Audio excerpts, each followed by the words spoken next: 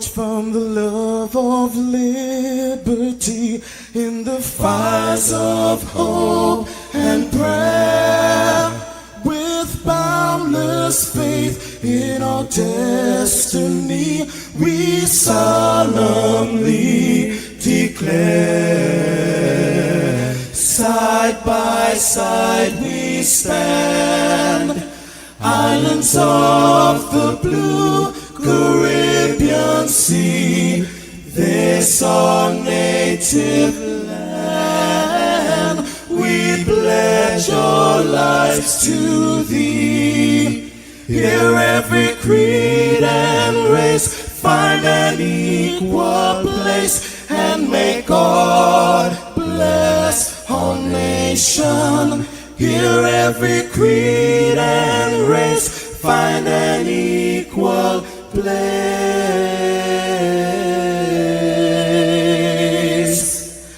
and may God bless our nation.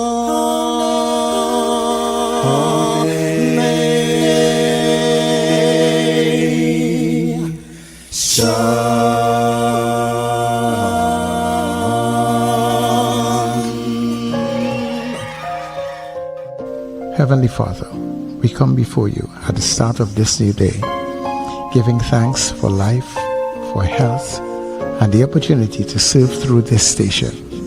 We ask for your divine presence to guide us in all we do.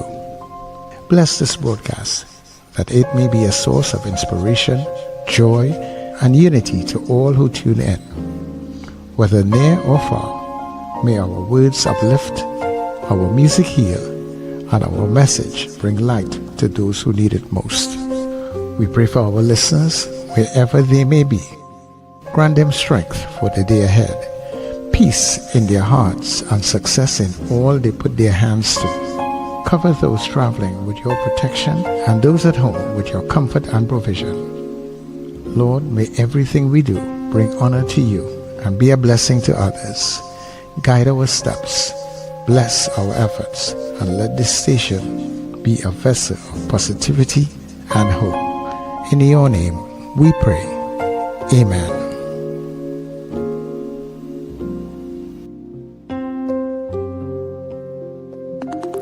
Your voice, your soundtrack, your station. New Net Radio.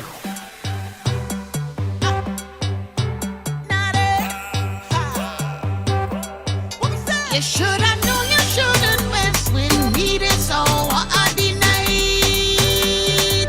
Oh yeah, I get bright. What they calling me? My nickname is Collateral. Oh, I get that name, 'cause I just keep him up. I always keep him up. 'Cause I just keep him up. I always keep him up. I swear. What they calling me? My nickname is Collateral. Oh, I get that name, 'cause I just keep him up. I always keep him up. 'Cause I just keep him up. I always keep him up. I got the body to make it get on like an insomnia. You thinking about me, can't sleep until I call you back. I'm on your mind like all the time. Can't close your eyes, you're only starting the wine. Yeah. Take a taste at the right time. Caffeine ain't good as I should have known you shouldn't mess with me this hour of the night. Oh yeah, I get bright. What they calling me?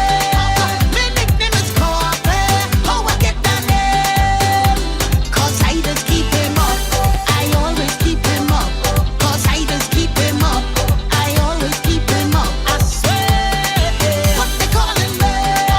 My nickname is Collateral. Oh, I get that name, 'cause I just keep him up. I always keep him up. 'Cause I just keep him up. I always keep him up. I swear. Wake up, rise up.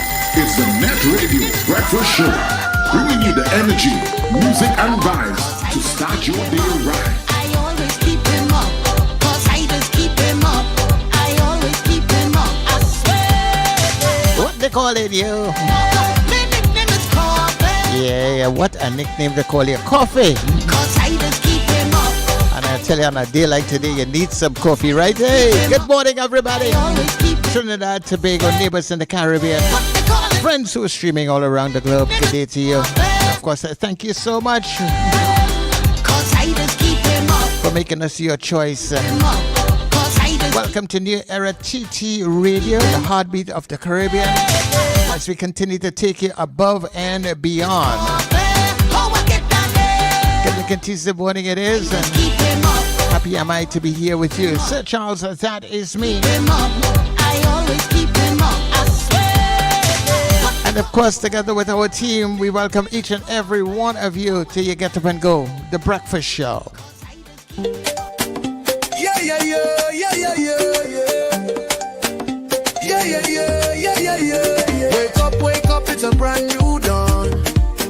The Breakfast Show got the vibes turned on. From Maracas Bay to the Savannah line. Let's start the day in Caribbean prime. Good vibes rolling through the air. The Breakfast Show, energy everywhere. We talk, we laugh, we make you think. Grab your doubles or your morning drink.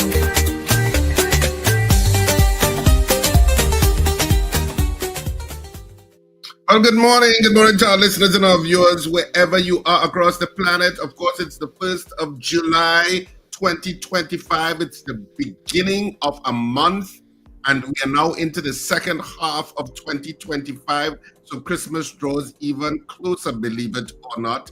And of course, band launches have begun and will continue during this period into the vacation period, etc., etc. You know how it goes in TNT. So good morning to our listeners and viewers wherever you are, in Trinidad and Tobago, up the Caribbean, or across North America, South America, Asia, Europe, wherever you are, African continent, Australia, down under, wherever you are across the planet. A big welcome and thanks for choosing The Breakfast Show. We know you have choices and we appreciate that you chose us. And good morning to my co-hosts, Wendell and Sir Charles. Good morning, guys. Good morning, Richard Raghubar Singh. Good morning, Charles Davis, Sir. And good morning, Trinidad and Tobago. Good morning, listeners and viewers all over the globe. It's Rabbit Day. It's the 1st of July, 2025, 010725. All right? Fine numbers in there.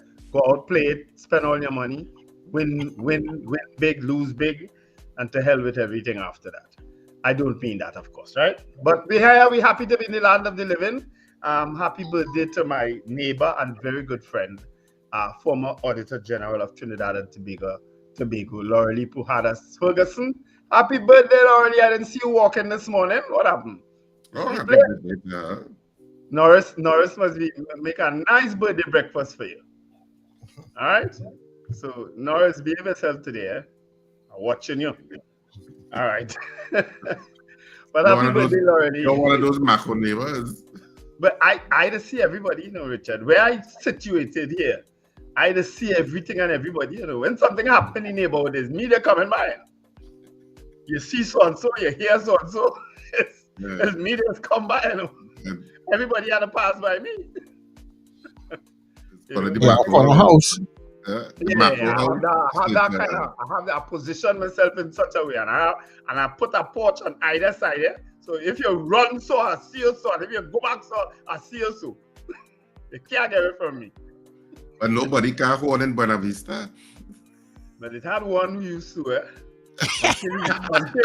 until he get married and settled down. I was so happy for him because every night is a different car driving in here. I said, but what is going on in here?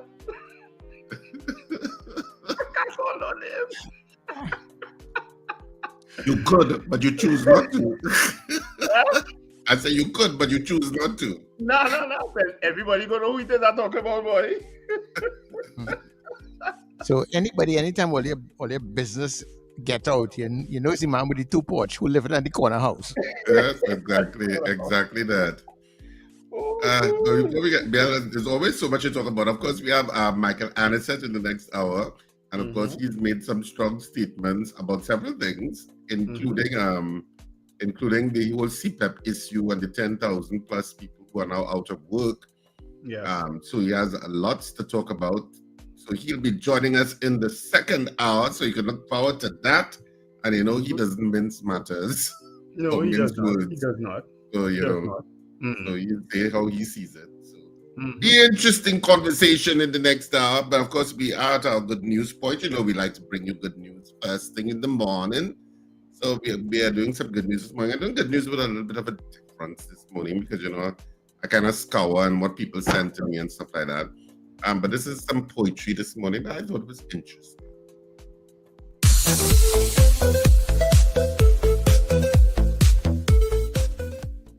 How long you been doing poetry? I said many years, more than 20.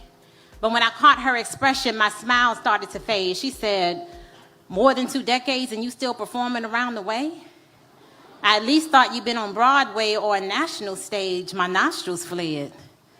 I shifted in my seat. I adjusted my glasses. I said, what you say to me? She said, I'm just saying, more than 20 years should probably bring you fame. I said, well, the fact that I'm still in demand leaves me amazed. I'm grateful. I looked at sis again. There was no scales, no sharp talons, but it was a little smoke on her tongue. She was hateful. She said, how old are you? I took a long look around the room. I was hinting at sis to go on and move. I was trying not to be rude. I said, I'm in my early 40s. She said, true. I don't see no ring. I said, no, baby girl, not yet. She said, oh, so you ain't meet nobody who wanted to take you off the market? I said, well, of the few men that I dated, there was one I thought I would be with for life, but it didn't work out that way. She said, another independent woman who can't find her Mr. Right. I said, sis, you want to fight? But she laughed at my offense. Instead of falling back, she leaned in. She said, you sitting here like you ain't got no friends. At least tell me you got some kids. I said, I don't have no time for this. My life is beautiful the way that it is. She said, oh, you one of them. I said, one of who, friend? She said, you the type to meet a grim reality with toxic positivity. You sitting there like you never wanted to be mommy or wifey. I said, you're talking to a woman who has radical acceptance for whatever God has for me. I said, honestly, I'm at peace. And I remembered I didn't even have to be in this woman's vicinity. I started to gather my things up quickly. I said, for the record, I didn't enjoy your company. But since you forced yourself upon me, the least you can do is tell me your name. Sis gonna say same. I said, same as what, girl? Stop playing. She said, same as the woman that I'm talking to, boo. She said, sis, I'm you. I'm the dark corners of your brain. I give voice to what your subconscious be saying. She said, you met a lot of hurt people who wanted you to feel the same. You used to ignore it, but now in the quiet corners of your day, you start to regurgitate all of the negative things they used to throw your way. She said, look around, sis, I'm not even here. But I'm glad that you can hear your inner thoughts really are that rude. You need to get to therapy and get them people's opinions up off of you. Because I know your life is beautiful, but the question is, do you? She said, right now, you sounding like your own biggest hater. And I wanted you to know that until you let their opinions go, you are the only dragon that needs slaying. Thank y'all.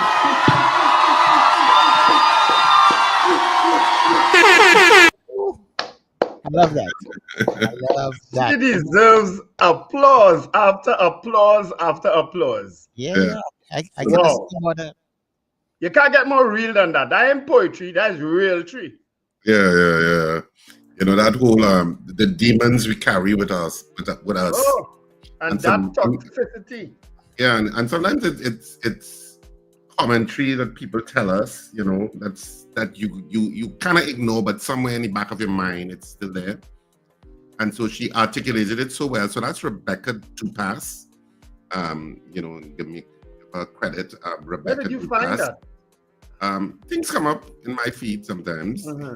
All sorts of I things. like come that. up. I would like to hear the male version of it, though. Yeah. Because there has to be a male version. Trust me. Yeah, I suppose you can do a male version of it. Yeah. That man sitting down in that coffee shop talking to himself, basically. But basically, it's your mind, and your mind is can really tear you down sometimes. And But the way that so- she put it across also, it may not even need a male version. Anybody can identify with it, whichever Yeah, side. that dragon that you have to slay is Yeah. oftentimes yourself. in terms that keeps you back.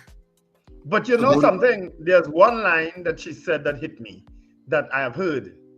I'm very familiar with it. God has me where I want to be at this time. You see that line? You know how many people use that line with Yes. and Sir Charles? Yeah. That is the caustic reality she talked about.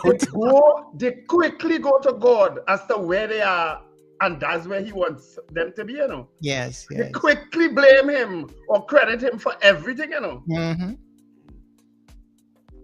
That line, to me, play back. You probably won't be able to find that part. But maybe you should play that again at some point in time this morning. Maybe you can play it right away. Play it right away. For those of you now joining us. How long you been doing poetry? I said many years, more than 20. But when I caught her expression, my smile started to fade. She said, more than 2 decades and you still performing around the way? I at least thought you'd been on Broadway or a national stage. My nostrils fled. I shifted in my seat. I adjusted my glasses. I said, what you say to me? She said, I'm just saying, more than 20 years should probably bring you fame. I said, well, the fact that I'm still in demand leaves me amazed. I'm grateful. I looked at sis again. There was no scales, no sharp talons, but it was a little smoke on her tongue. She was hateful. She said, how old are you? I took a long look around the room. I was hinting at sis to go on and move. I was trying not to be rude. I said, I'm in my early 40s. She said, true. I don't see no ring. I said, no, baby girl, not yet. She said, oh, so you ain't meet nobody who wanted to take you off the market? I said, well, of the few men that I dated, there was one I thought I would be with for life, but it didn't work out that way. She said, another independent woman who can't find her Mr. Right. I said, sis, you want to fight? But she laughed at my offense. Instead of falling back, she leaned in. She said, you sitting here like you ain't got no friends. At least tell me you got some kids. I said, I don't have no time for this. My life is beautiful the way that it is. She said, oh, you one of them. I said, one of who, friend? She said, you the type to meet a grim reality with toxic positivity. You sitting there like you never wanted to be mommy or wifey. I said, you're talking to a woman who has radical acceptance for whatever God has for me. I said, honestly, I'm at peace. And I remembered I didn't even have to be in this woman's vicinity. I started to gather my things up quickly. I said, for the record, I didn't enjoy your company. But since you forced yourself upon me, the least you can do is tell me your name. Sis gonna say same. I said, same as what, girl? Stop playing. She said, same as the woman that I'm talking to, boo. She said, sis, I'm you. I'm the dark corners of your brain. I give voice to what your subconscious be saying. She said, you met a lot of hurt people who wanted you to feel the same. You used to ignore it, but now in the quiet corners of your day, you start to regurgitate all of the negative things they used to throw your way. She said, look around, sis, I'm not even here. But I'm glad that you can hear your inner thoughts really are that rude. You need to get to therapy and get them people's opinions up off of you. Because I know your life is beautiful, but the question is, do you? She said, right now, you sounding like your own biggest hater. And I wanted you to know that until you let their opinions go, you are the only dragon that needs slaying. Thank y'all. Really beautiful. A radical acceptance for what God wants for me. Yeah, that's the line that you were hooking into. Mm-hmm. A radical acceptance. And you know why it was important to replay that, Richard, so that people will get an appreciation that she's actually speaking to herself. Yeah. And not, it wasn't somebody, some stranger speaking to her. She was speaking to herself. That's why it was important to replay that. Well done, Richard. Rebecca Dupas is her name. Well done to Rebecca Dupas. She's the poet. So that's our good news for this morning. A little food for thought.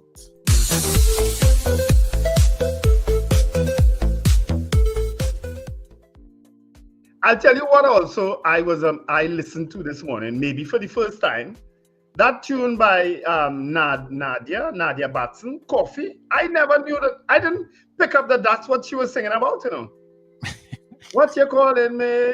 Cough. Yeah, I didn't realize that's what that song was about, you know. I didn't hear it before either. Yeah. Well, they So missed Charles, out well on done. Carnival 2024. Yeah, I've I heard didn't the know- I tune didn't before, know but that. I've never listened to it.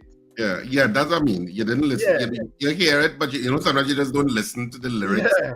And sometimes when you play a song here in the mornings, Charles, you're kind of more attentive Yes. Yes. to Yes, what yes. actually the song is saying. So. Yeah. That well, both you guys have done well to cheer me up this morning. Lord knows I needed cheering up. So what's Rumble. going on planet Earth? Let's get into the nitty-gritty of stuff. All right. Well, the Prime Minister of India is expected here on Friday. Narendra Modi. He is coming on a state visit. I'm reading something that I'm not sure that it's true. Somebody actually sent it for me this morning about him receiving the nation's highest award. I don't know if you saw that story. I didn't see anything like that. Yeah, I saw that story, but I'm not sure that is true. I don't know how does that work. If the nation's highest award is awarded to people outside of Trinidad and Tobago, I'm not sure. But I guess at some point in time that will be clarified. But a lot of strange things are going to happen in the next few years. A lot of things that have never happened before are probably going to happen. So just get with it. The Senate passed the bill. So Seo Tiong is not going to receive his retroactive, his salary, his pension. He is not going to receive it because the Senate agreed with the government. 5, I think, senators voted in favor. 4 abstained, I think. The entire opposition bench also abstained. So the vote was 24, 10 abstained, and none against. I think that's how the vote went. All right. 20 voted in favor of it, which is the 15 government senators, along with 5 independent senators. So the 6 opposition and 4 independent abstained from voting yesterday. So this probably will end up in court. I guess the ball is in Seo Tiong's court as to how he's going to move forward on that issue of his pension. Because, I mean, if we could talk about that, maybe we'll get Seo Tiong on the show one morning to talk. I know he has not been saying much to the media. But I'll be certainly going to try to get him on the show. It'll be a good time to try and get him, really. Yeah. Kind of simmering now. Yeah. Maybe when things settle. Maybe when we see where he's going to go with this particular action. Because this action was clearly designed to affect him and him alone. You understand? Because one independent senator, when I listened to her last night, I can't remember her name. She said, well, we should retroact it to 1962. You understand? That's when we should make the bill retroactive too, and I found that funny, But we had other people like that in the past that served that kind of short time. No, but she just saying that maybe none of them deserve any pension. You understand? Oh. Yeah, I think that's the point she was trying to make. Okay. None of the former prime ministers deserve a pension, if that's the case. So that happened yesterday in the Senate.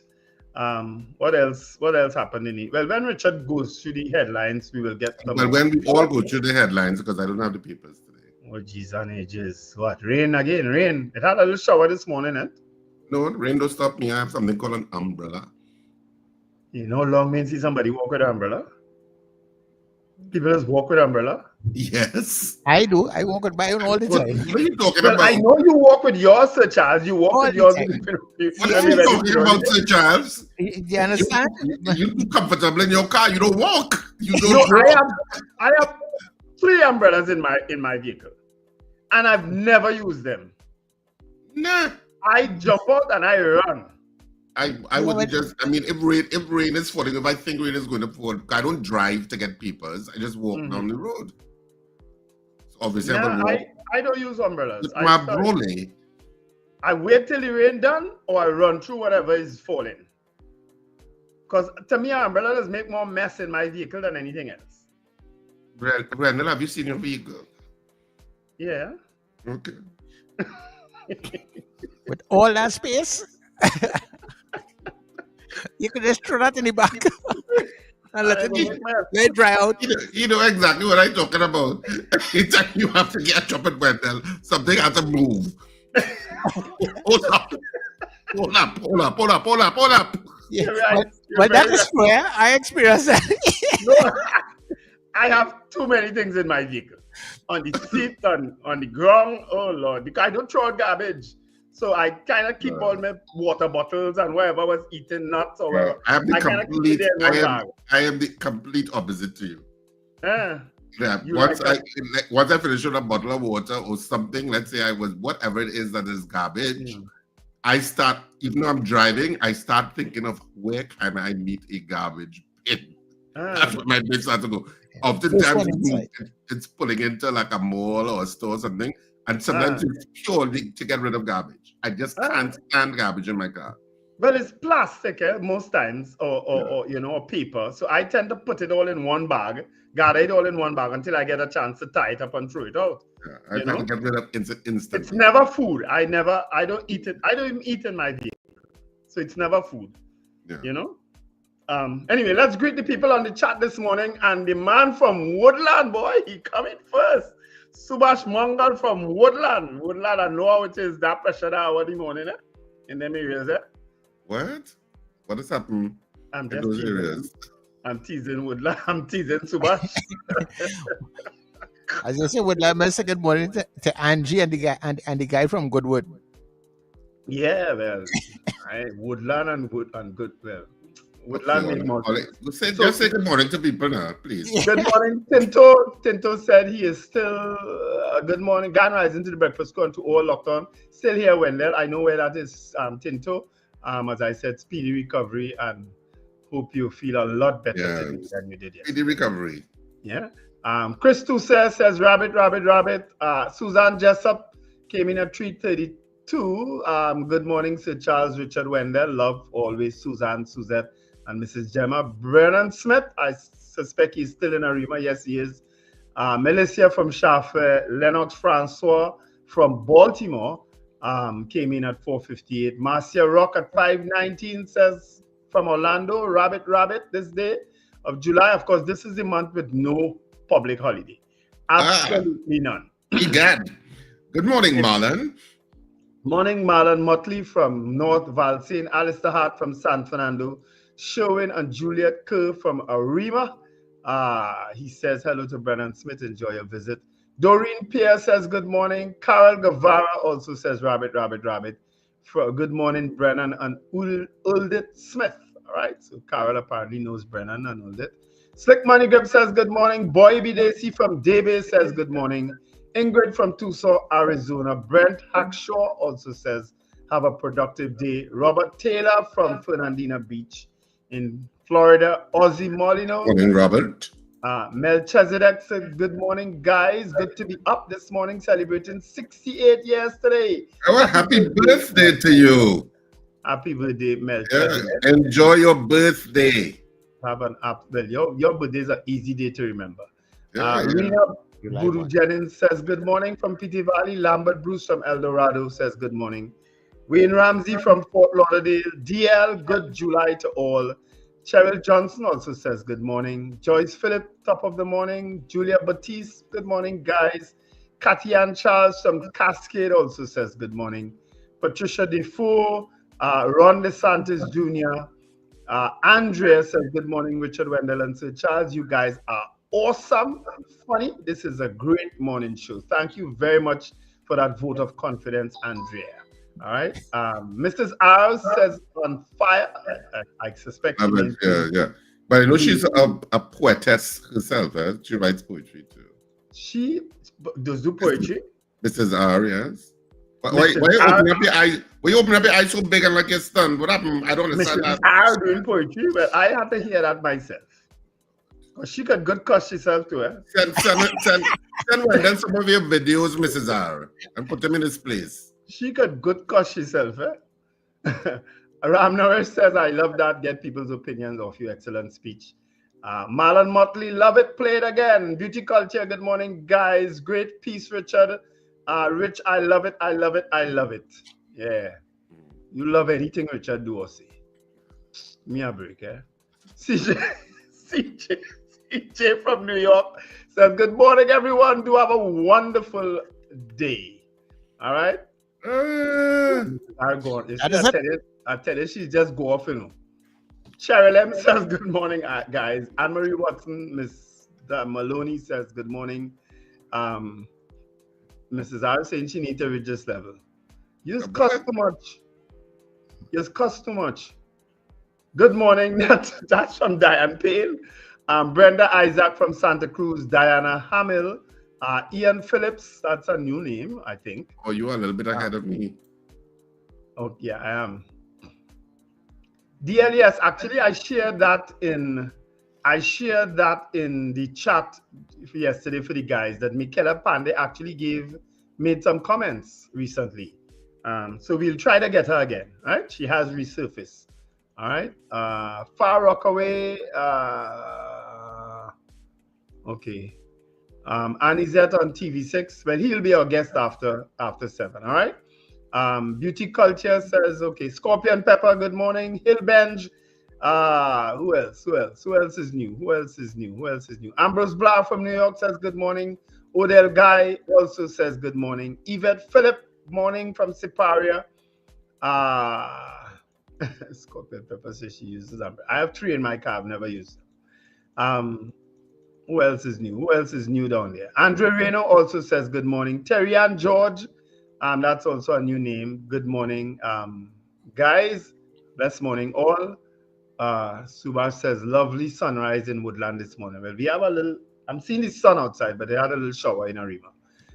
Catherine Antoine says good morning, guys. Happy 1st of July from Arima. Nice meeting you all, and the voices behind the radio, Kathy. Okay, that's her name. Garfield Hazel also says good morning. And that's it. Ray, morning, Ray from West Palm Beach in Florida. Nice to have you back this morning. All right, so let me just say hi to the people on the WhatsApp who came in early, and I'm happy that Terry Ann George is on the feed. So good morning, Terry Ann. Margaret Thomas was in very early this morning. So good morning, Margaret. Suzanne and the J&J ladies, Suzanne, Suzette, and Gemma. Good morning, Kent. Good morning to you. Oliver Manwarin was up pretty early today also. Norris Ferguson, good day. Captain Ron, good morning to you. Archbishop Ashton Clark out there in Canada. Valerie out there in Dabadie. Colin in Carenage. Mr. Beeps is also inside. Horatio Services, good morning to you. Horatio, you need to get in contact with Nets Radio, okay? And Frank Andrews out there in Ruka. All those persons are up very early with us this morning. All right, Let me just add Ilarizan, who is Nazir Ali, spelled backwards. Morning, Nazir. Patricia Reed and Shirma Paul. All right, all saying good morning. All right, we're gonna do headlines now, Richard. Boss? I don't have newspapers this morning, so we'll have to do it collectively when that happens. All right, so I could do the news day. Let me start with the Express. The Express headlines today: No $1 million pension for young. That's one of the stories trending. You ignored ordinary people, so says apparently the Attorney General as he moved to amend the Prime Minister's pension. He spoke on that. Really a mistake, and that's a story with Atto Bolden I'm seeing on the front page. 4-time Olympic medalist. Campbell Ramirez take road race honors. That's Akil Campbell and Alexi Ramirez. All right. So those are all trending stories in today's Express Online. All right. Man chopped also. Body found with prescription in hand. Man chopped after heckling Venezuelan woman. Boyfriend held. Court halts police elections. Anand Ramasa blocked. That's a bacchanal. I didn't know about that one. Yeah, that was trending yesterday. Oh. Trending of sorts yesterday, but that was a story that was up yesterday. Okay, and of course the results of SEA will be coming out on Thursday, God willing. All right. Okay, so our news day for today, some of the headlines: Marabella oil leak, cleanup continues. Gasperal man 61 dies by suspected suicide. Of course, the approval of the bill is also one of the stories. Passenger steals car from taxi stand but crashes minutes later. CPEP workers plead to get back their jobs after mass firing. Panday, empty promises will not bring success. 2018 industrial court ruling on Petrotrin shutdown overturned. Police file on DCP Martin probe goes missing. Well, that was yesterday's news. NATUC. But that story has been corrected, eh? They spoke to Mr. Simon, who's the DCP in charge. He said he has the file. No file is missing. You don't know where that story came from. Last night on the news, that's what was reported, that he has the file. There's no missing file. Okay. NATUC lobbies for CPEP workers, and of course, we'll be speaking to the General Secretary of NATUC in the next hour, and that's Mr. Annisette. And that's it for an idea of the news on the news day this morning. So over to you on the Guardian, Sir Charles. Oh, all right. And in the main headlines in the Guardian, Married and Mischievous is on this weekend. Oh! Apparently, it didn't make the other two papers today. You go ahead making money off my head. Oh my gosh. Anyhow, and besides that, yeah, well, Farley hails late night Cal flight as win for Tobago. Right. Barrackpore man beaten in home invasion. Another thing we were hearing about. PH driver hijacked in La Brea. Marabella oil spill cleanup almost complete, says Heritage. And brewing up innovation and inspiration. I'm not sure what that is about. CPEP betrayal. Fired workers dazed, scared, and begs government to reconsider the move. And of course, that story with Mr. Annisette is here also. NATUC urges government to absorb CPEP workers pending reform exercise. And finally, Mark issues a stern warning in defense of senators. Intimidation, harassment won't be taken lightly. It's a Senate president there. And that is it for The Guardian today. All right, so that's it for our three ladies this morning. So you heard it from each one of us. So now you're informed of what the main stories are. And now we could start opening up our lines for you to get interactive with us as we head to our morning poll, which Wendell is currently drafting to send via WhatsApp. So 2811315. People, you don't have an idea how much pressure these two guys has put on me during the course of the day and early morning. You don't have any idea, I, in my semi-retirement way, and just feeling to just feed fish, feed turtles, and deal with plants. In my semi-retirement, I have to be doing so much work and for this mango guys on during the day. Whole day they be calling me. Do this, do that, do the other, send this, all that. Call this, message that. Pressure. 2811315. That's the number to call. Lines are engaged, so we're taking your calls. Sometimes, all good wood. You have real demons to let go, yes? Good morning, Miss Sampson. Good morning, guys. I miss you all. No, and then I used to get you. Anyhow, I'm back in the loop. Could you tell me if I have to pay property tax? No, Miss Sampson, that was repealed. Wasn't it, Richard? Wasn't it finally repealed? I don't know if it was repealed yet. I don't know if it was actually repealed yet, Wendell. I'm not sure.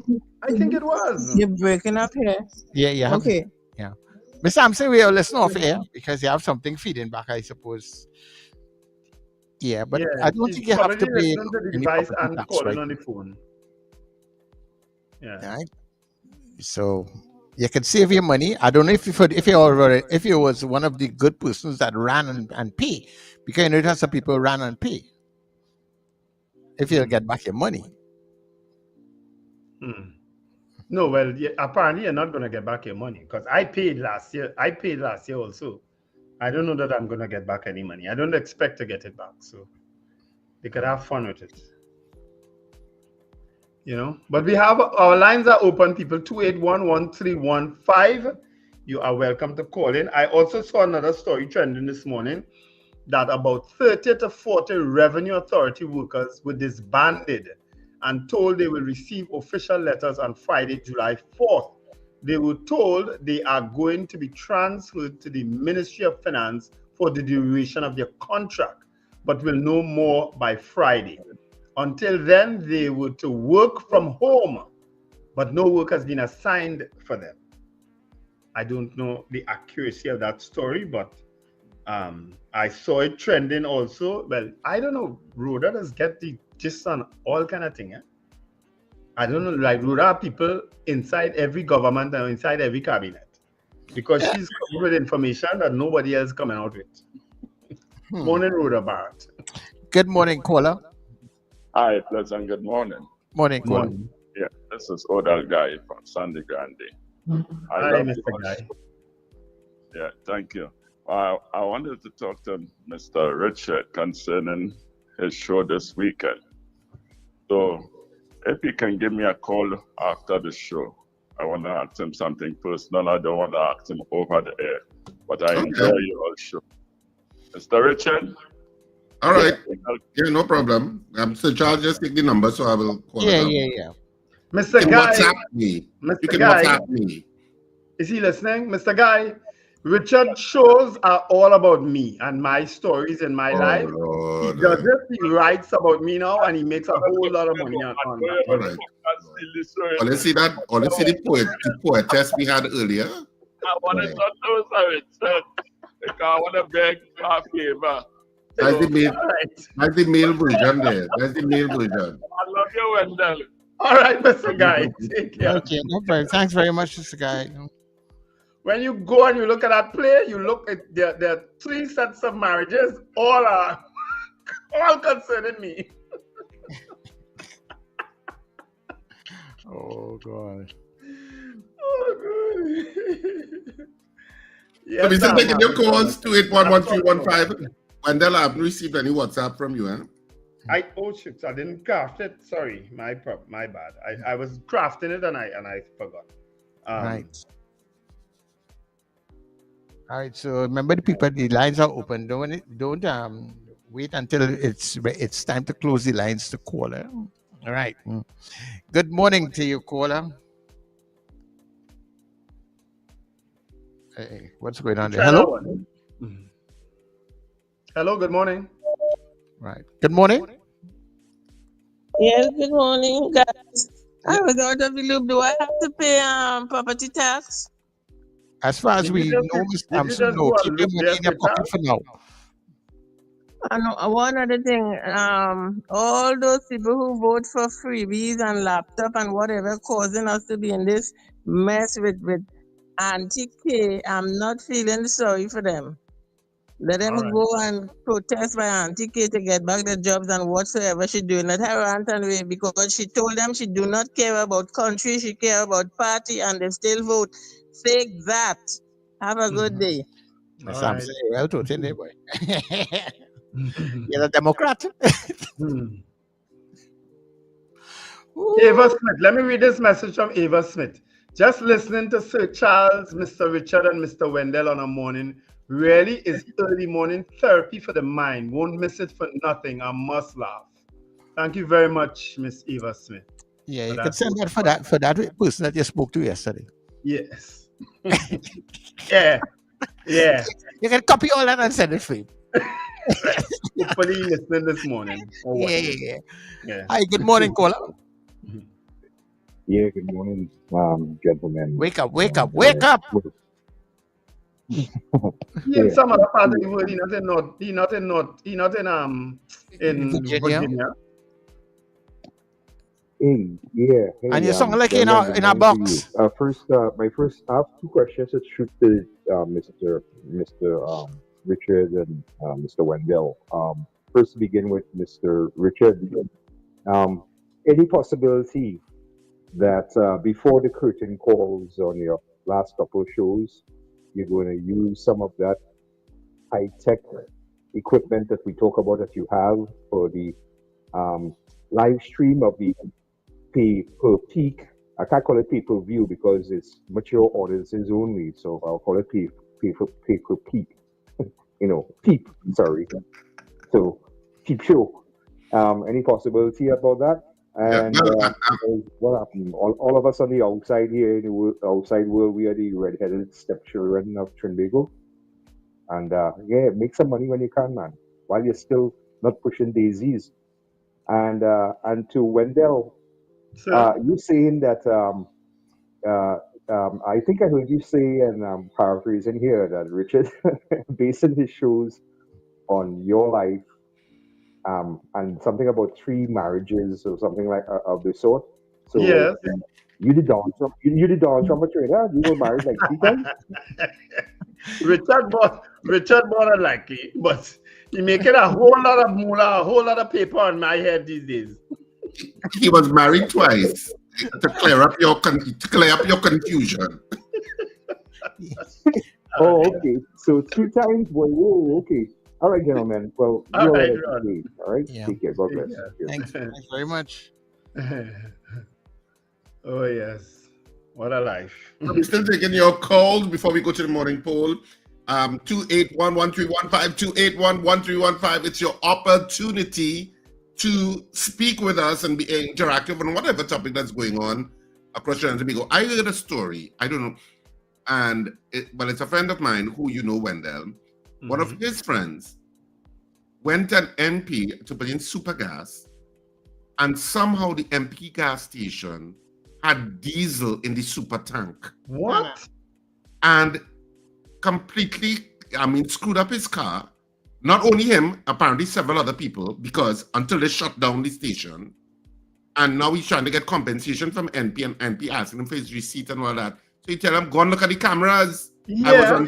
I was on pump 8, and so on so day, and so on so time. Look at all the cameras, and you always see me right there pumping in the gas. I always think about that horror story when I'm pumping gas, because I think about that because when I'm pumping gas, I say, how certain am I that all the gas is properly that this is really what I'm really putting in premium, and it is really premium and not diesel. I always think about that as a because you don't test it before. It's not like you test it before. You just trust implicitly. And so when my friend was telling me that, I said, but that's a driver's nightmare.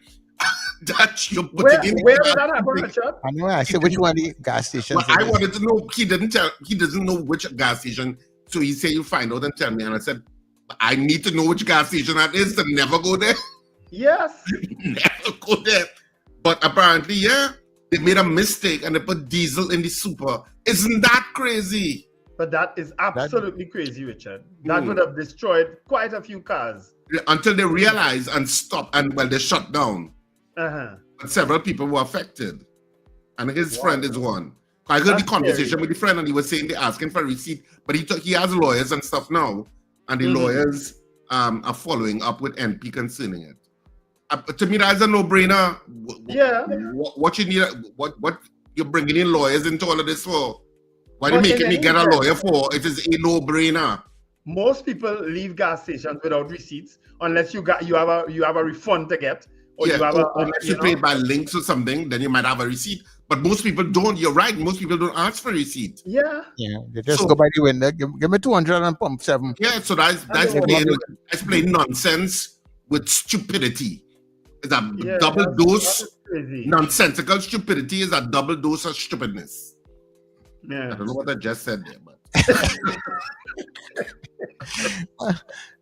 it sounds like it makes sense though. Yeah, whatever it was, it sounded like it was talking sense. Yeah. But isn't that crazy? But is it a gas station in the east or west? I don't know. I don't know. That's the bad part of the thing, because all I know is that an MP gas. It's easy to figure out. Where the person live in, east or west? I'm not so sure. I don't know the person. I was just hearing the conversation because it was on speaker.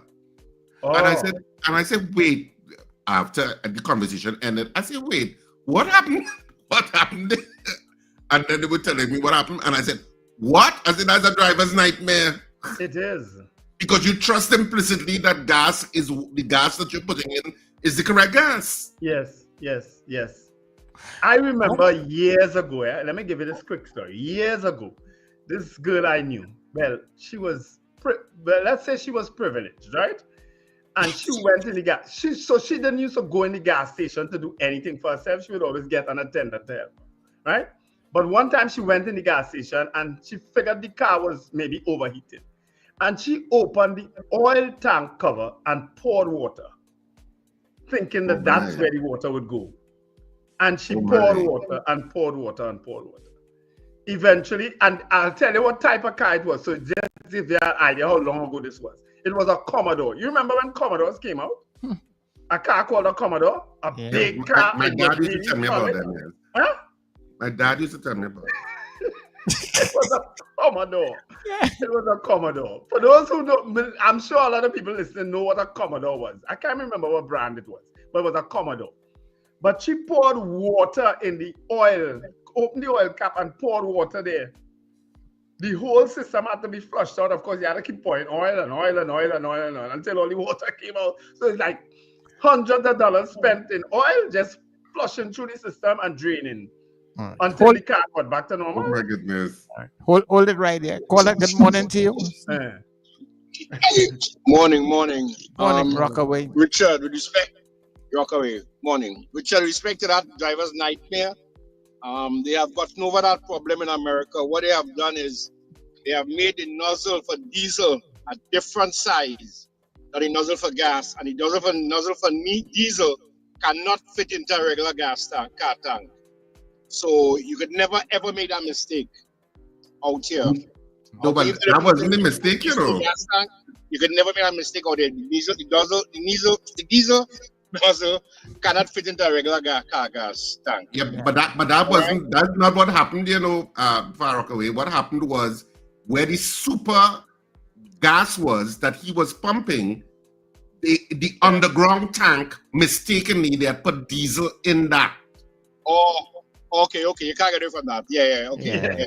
I escape that one. That's when you can't get away from. All right, you're right.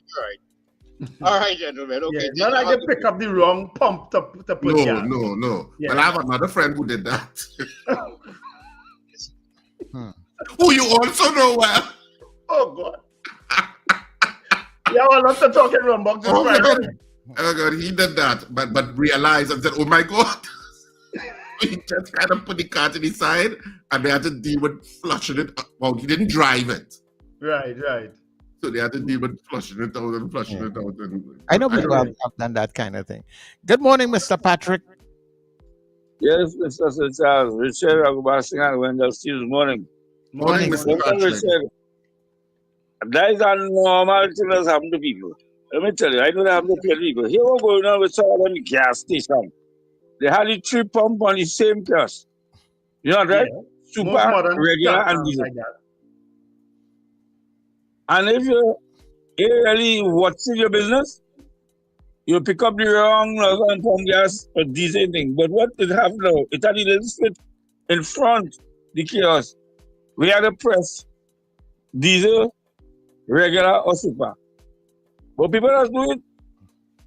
You understand? And it's a simple way to clean all that of them. Go below the car, when you reach out, go drive the car to the car, and take out the little nut below and pour out all the diesel from the tank. You understand? That can't be so simple, you know, Mr. Patrick, because diesel is as an oil, eh? It's oil based. I'll tell you it's simple. I'll tell you it's simple. And then you pour back gas in the tank and it will wash out the diesel. Because gas does wash out oil. You understand? So that is happening. I fix all kind of thing anybody. And the car you talking about, Commodore, it have a Commodore, it have the Kingswood. You remember that one too? Yes. Yes. Those are big cars. I born and grew up next to a make gas like a flimsy car now. A lot of flimsy car they make it now. Them thing was motor car. True, eh? It was solid. That was real Batlocks it talking Yeah. Thanks much, Mr. Patrick. I born and grew up next to a gas station that had a taxi stand inside it on Western Main Road. So it's all kind of cars you used to see there. Zephyr, Hillman, Lynx, Austin. Prefect. All kind of cars you used to see back then in the day, you know. So I could have tell cars. I knew cars from very young. You ever saw a Prefect? A Prefect, yes. And them old time Volkswagen. Yeah, With cousin of mine had one of that. the trunk in Oh, you'll front. finally mention the name that I know, Volkswagen. Hey, you can really pretend, you know. That's all right. That's all right. That's all right. We leave him, let him live his fantasy world. So you never get a ride in Austin, Cambridge? What's that? Is that a plane or something, or a bus? Yeah, but Austin, Cambridge. My uncle had Austin, Cambridge. I remember we always used to pack up in that to go down Macreep sometimes, or to go not Macreep, not to go small boats there by that awful place now that people. I still see people bathing there. Oh, that water alone does look like it will make you sick. But I see people bathing there. Anyway, let's do a poll this morning, please, Richard. Let's start our poll a little earlier. We have a guest after. We have Mr. Michael Annisette, the General Secretary of the SWW of NATUC. Is NATUC or SWW? He's the General Secretary of NATUC.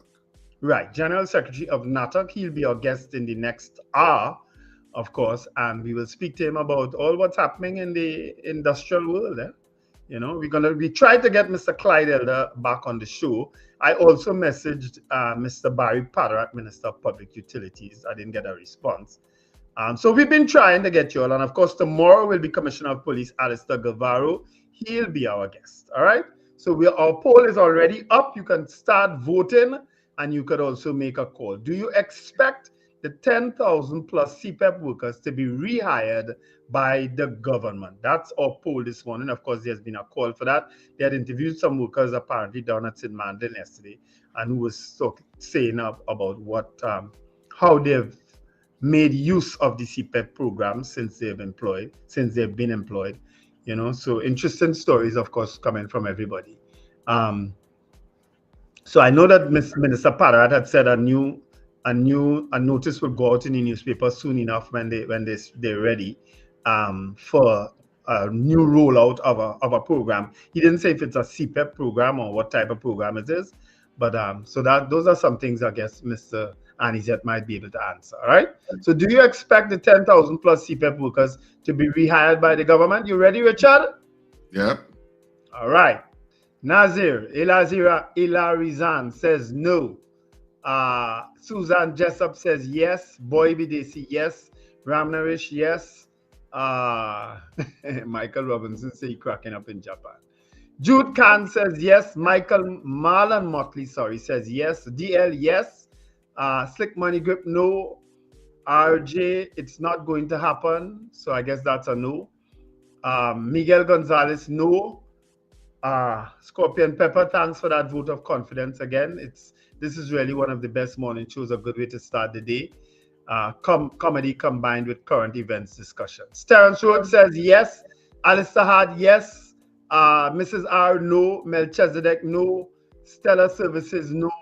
RJ says no, it's not good. Well, I think you already said that. Robert Taylor says no. Eva Smith, no. Far Rockaway, yes. Beauty Culture, yes. Scorpion Pepper says, I hope so, but that's not a vote. Gregory Boyer says no. Wayne Joseph, no. Brennan Smith, yes. Curtis Patrick, no. So, Charles, you have any? Hold on. I have a caller. Caller, Hi. how do you vote on Hello, the poll? morning. How do you vote? Yes or no? I vote yes. And Wendell, you're looking young because the kind of vintage cars and thing you call you are age, but the face look like you're fooling people, man. I just tell you, I grew up next to a gas station and the taxi stand, you know. So it's from child I know these cars, you know. But yes, I will take the compliment still. I'm going and live Woodland just now. Caller, what say you? Yes or no to the poll? Yes. Yes to the poll. Okay, thank you very much. All right, so we have some more votes here. Jason Samuel says yes. Sherma Paul, no. Brent Hackshaw, yes. Anne-Marie Watson, no. Sherwin Kerr, yes. Kurt Hope, no. So those are our votes. We break for the 7 o'clock news. When we come back, keep voting, people. We will read from Andre when we come back. And of course, we will have our interview lined up for you. All right? Yeah, because the interview starts in the next hour at around 7:15 a.m., 7:15, 7:20. So when we'll be right back after the news and the programming.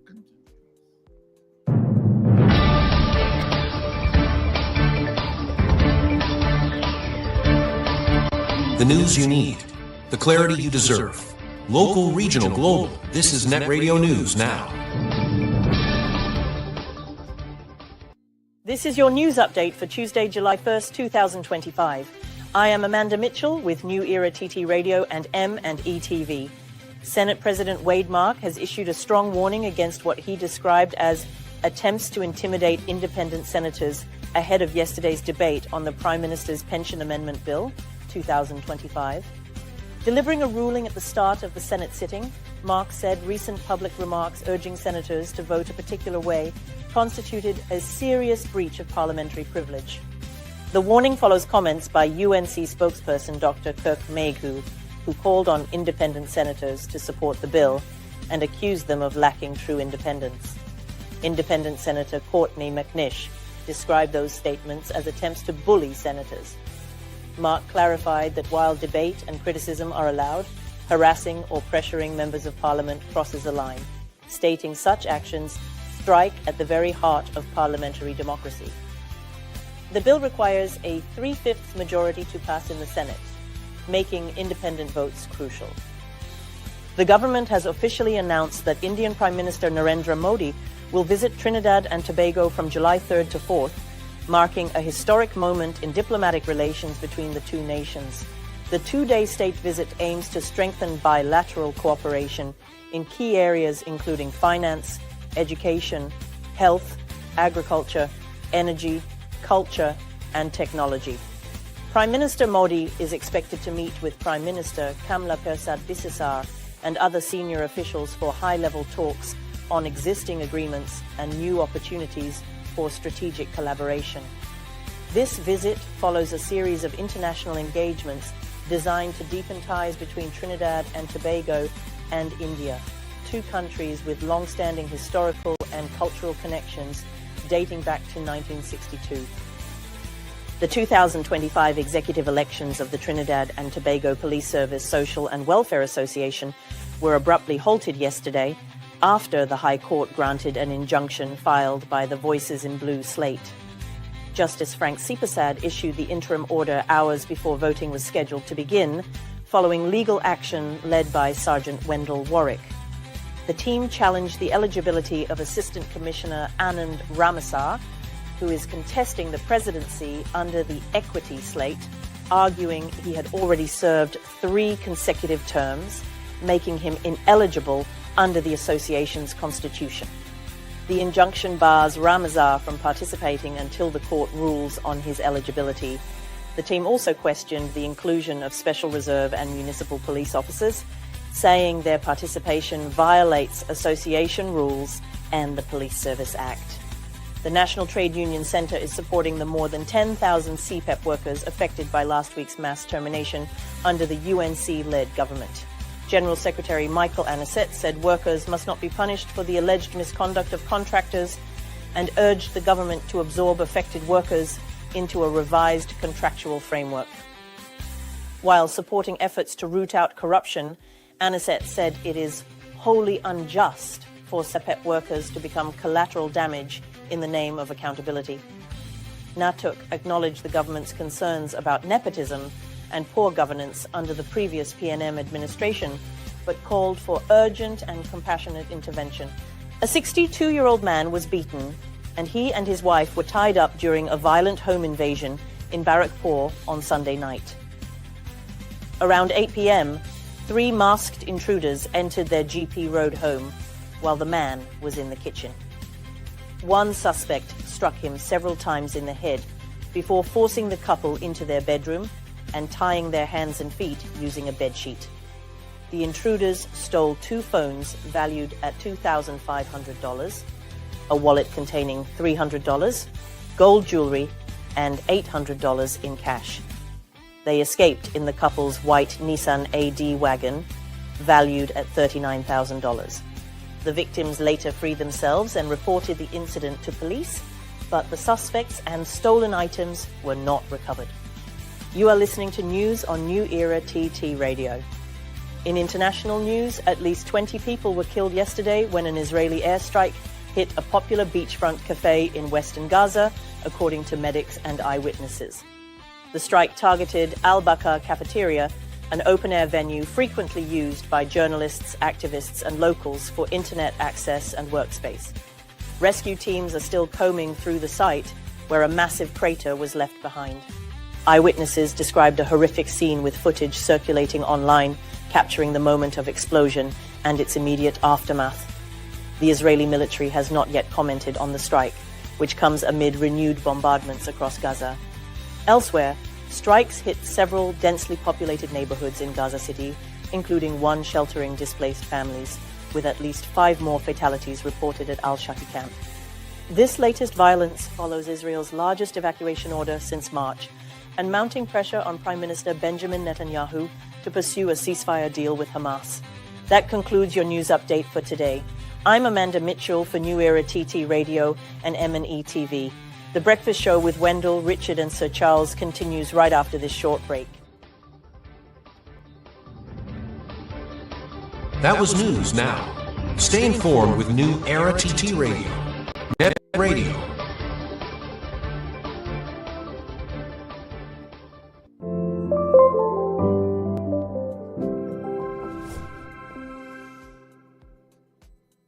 Your mid-morning just got better.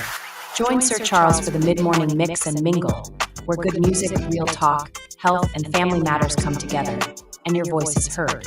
Whether you're at work, on the go, or just taking a break, this is the perfect mix to keep you engaged, informed, and entertained.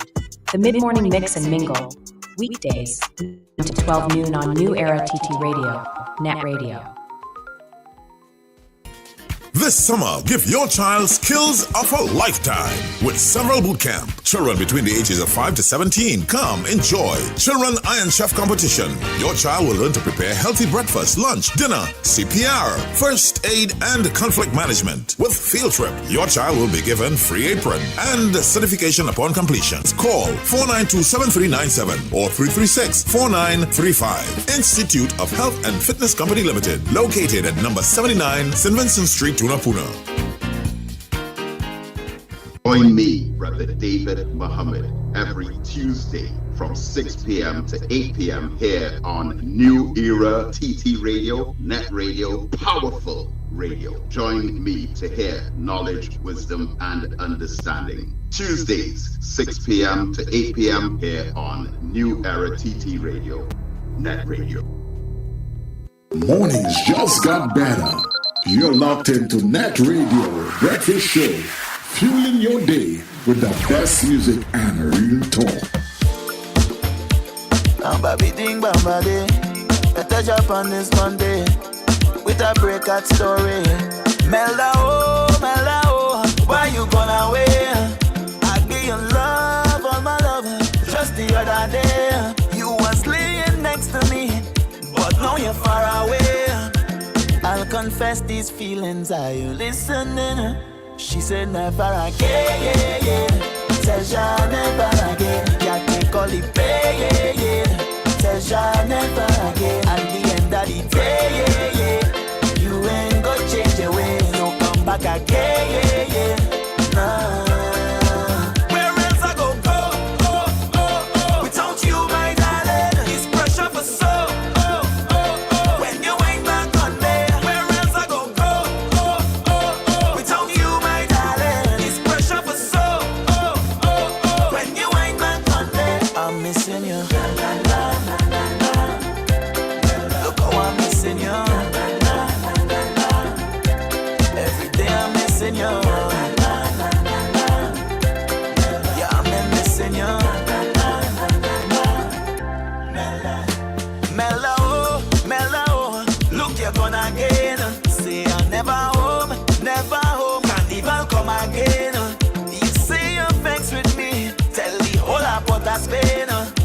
I'll address your feelings, just let me explain.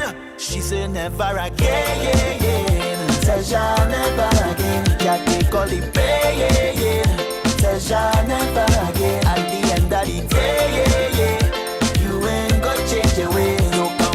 yeah, yeah, yeah. Nah. Where else I go, without you, my darling. Wake up, rise up. It's the Net Radio Breakfast Show. Bringing you the energy, music, and vibes to start your day right. And that is what we intend to do, to make sure we don't just start your day right, that we make sure we keep it going right. Welcome inside the second hour of the breakfast show here on New Era TT Radio, the heartbeat of the Caribbean. Just a programming note, just to let you know that coming up inside of the Drive Time Exchange later on this afternoon with Tony Fraser to tell the story of the King Sailor Band leader, Jason Griffith.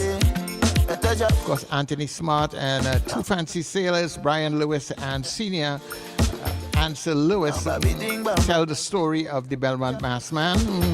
So you can check them out at 4:05 p.m. with Tony Fraser. And in the second half, Brian Lewis, in this time in his role as a member of the Regional Olympic team, talks about professional sport in the Caribbean. So remember, that is coming up inside of the Drive Time Exchange between 4 and 6 p.m. with Tony Fraser. And for all you folks on YouTube, that will be your next live YouTube engagement, okay? And remember, when we finish on M&E TV, our stream continues on newerattradio.com. So let's jump back inside the breakfast show. Jump back.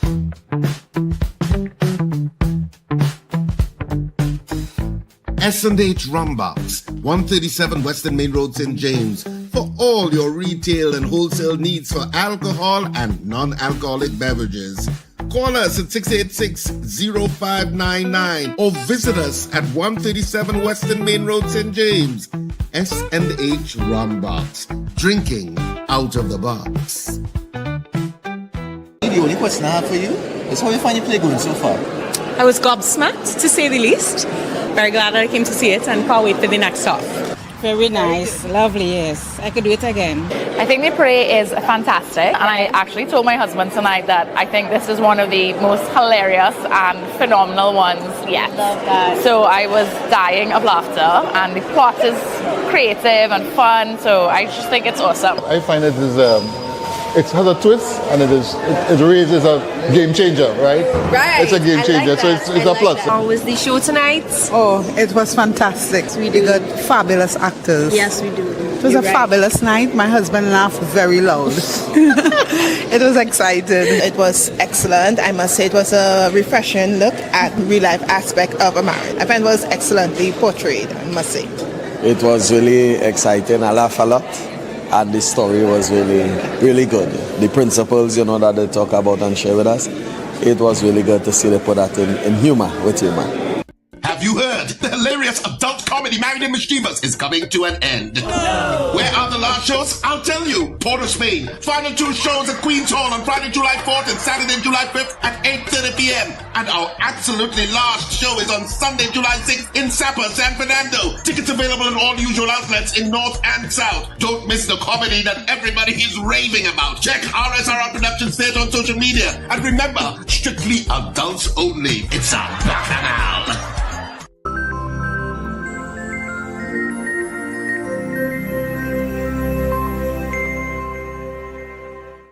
Of course, we are back on the breakfast show this morning. Somebody's interfered with Bacchanal. Yeah, so when they'll be here, so don't say nothing and don't cuss. Okay? Mute him for his own safety. Yeah.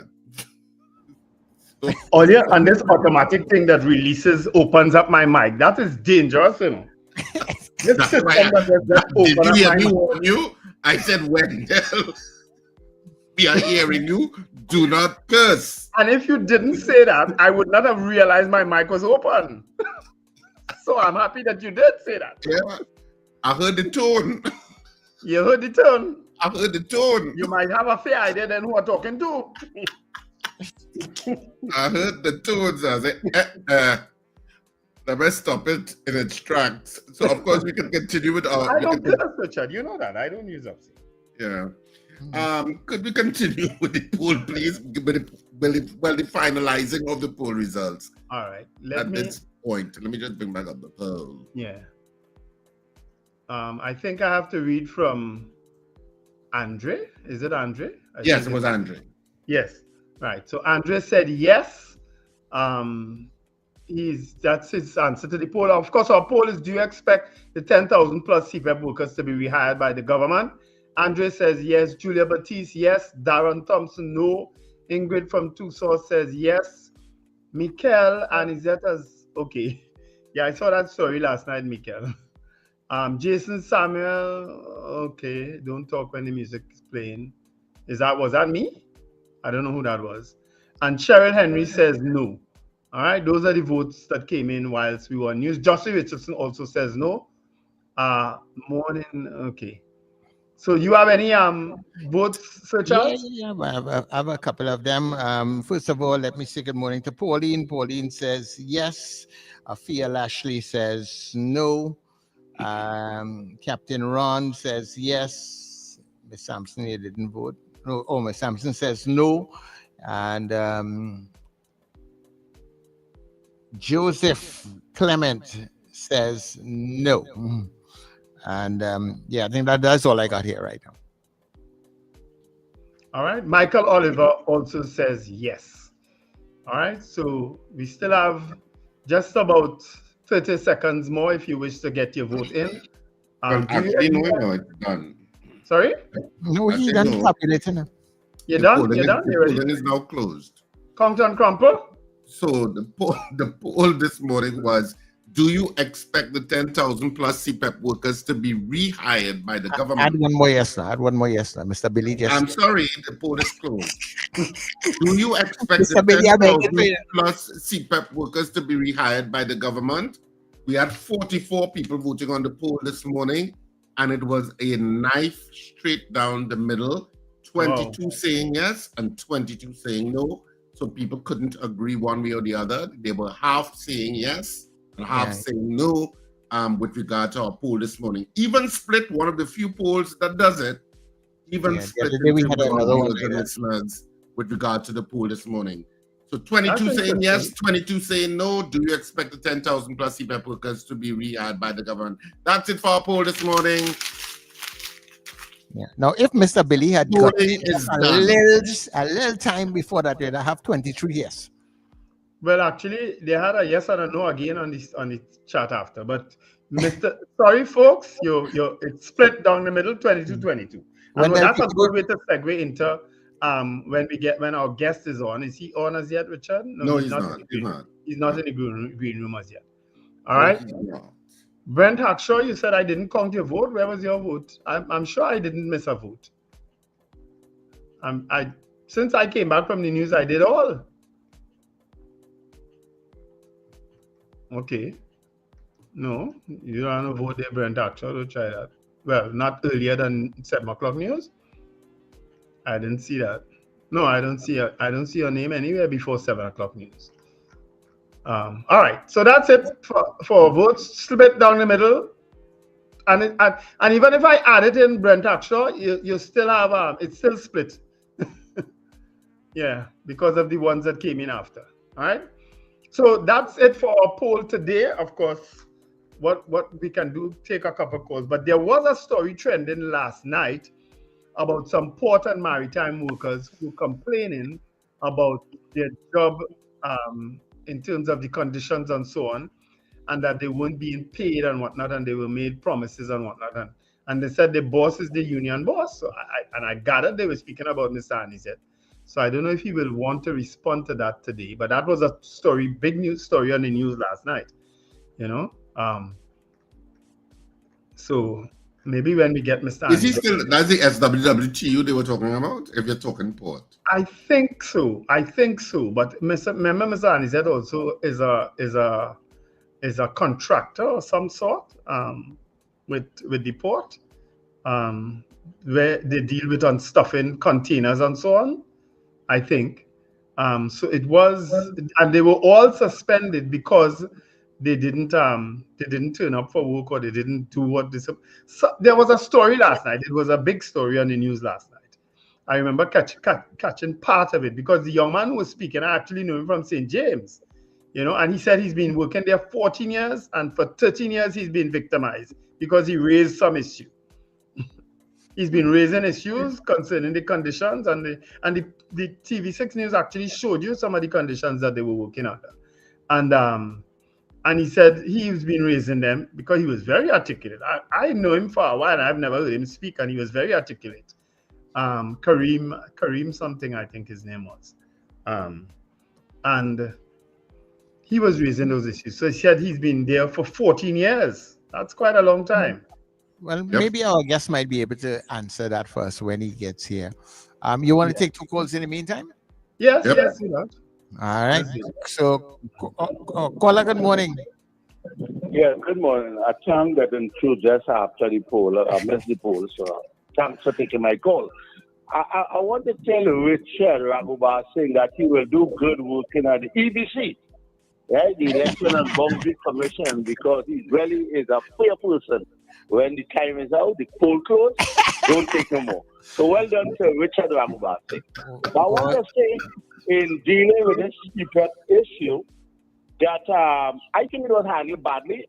Is a known fact. I'm a supporter of this government. I supported them in the past, and I support their policies. But this particular incident, I don't think it was handled properly, and I think it will be very foolish, politically foolish, not to rehire those workers, because they're the most vulnerable in society.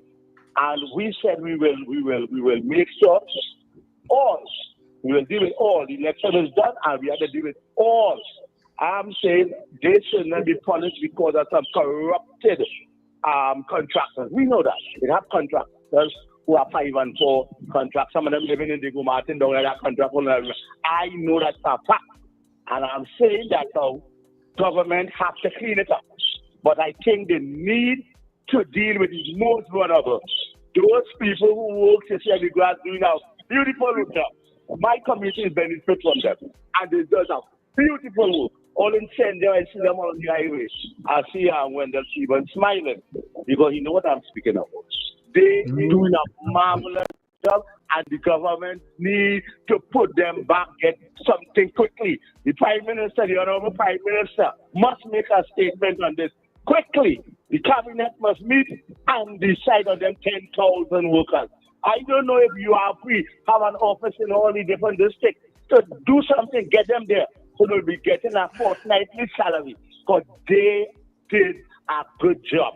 And the CPEP workers must be taken care of. Patrick said, Billy said, get the workers back. Get those 12,000 workers. Thanks, Mr. Billy. Thank you very much. Yeah. I distinctly remember 2010, and I remember Dr. Munilal, how he treated with it, because that's why I said I could never be ungrateful to him, because he treated it expeditiously back then, in terms of getting people back on the job, because it was, as a matter of fact, it was around a Mother's Day period. And of course, CPEP employs a lot of single women and mothers, so I remember how it was treated with back then. But let's wait and see what happens, Clyde, which is why we wanted to speak with Clyde Elder, because he's a minister in that ministry, All right, let's caller, good morning. Hello? Hello? Yes, good morning. Caller, go ahead, caller. Yeah. Good morning, Richard and Sir Charles. Morning. So you see the CPEP thing here going on? There is Mr. Grant here by using mouse phone. Mm-hmm. Yeah. This CPEP thing,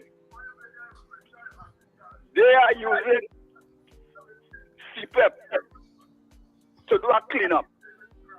It's just they're going to bring in their contractors, like I saw in 2010, when a lot of people come in town in the city council, when they don't know that, they didn't say no, the city council was when they send them down. Down by the bus terminus. They ask which part the town hall is. In town, all them girls and them, there are no CPEP contract, a lot of them lost the contract. the bridge, the flyover, all of it was in a mess. It has certain people up in Chigonas, I used to watch it, have 10 contracts and all kind of things, the financiers. But just a turnover, we're not supposed to know that we're going on with that. They're bringing in their contractors and their thing. Same thing done with the URP when I was working there. They fire everybody and the people cry them to court and they end up getting money. You win the case, the old policeman, Sibu, and all they cry them to court. So just about that time, and Mr. Annisette coming on the radio, I just waiting to listen to what he had to say because the guy said last night, it's 14 years he working there. And he ain't getting no union, he a financial man. So, Daddy Bakada don't want to report. All right. 14 years or more he working there. And okay. They do some port paper to fire him. Yeah, thanks very much. This was a suggestion sent to me by one of our listeners. I'll just call him Jerry. I wouldn't call his whole name, right? Unless he gives me permission. He said each member of parliament should be given an equal number of CPEP contracts, which could be allocated to their constituents instead of any government having full control. Of course, independent auditors must be a part of that process for transparency before any contract is issued or renewed.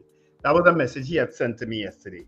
And I know that at the point in time, as I said back then, when it changed hands, because as I told you, the history of CPEP is that the then opposition didn't want any part of it when it started under Mr. Manning.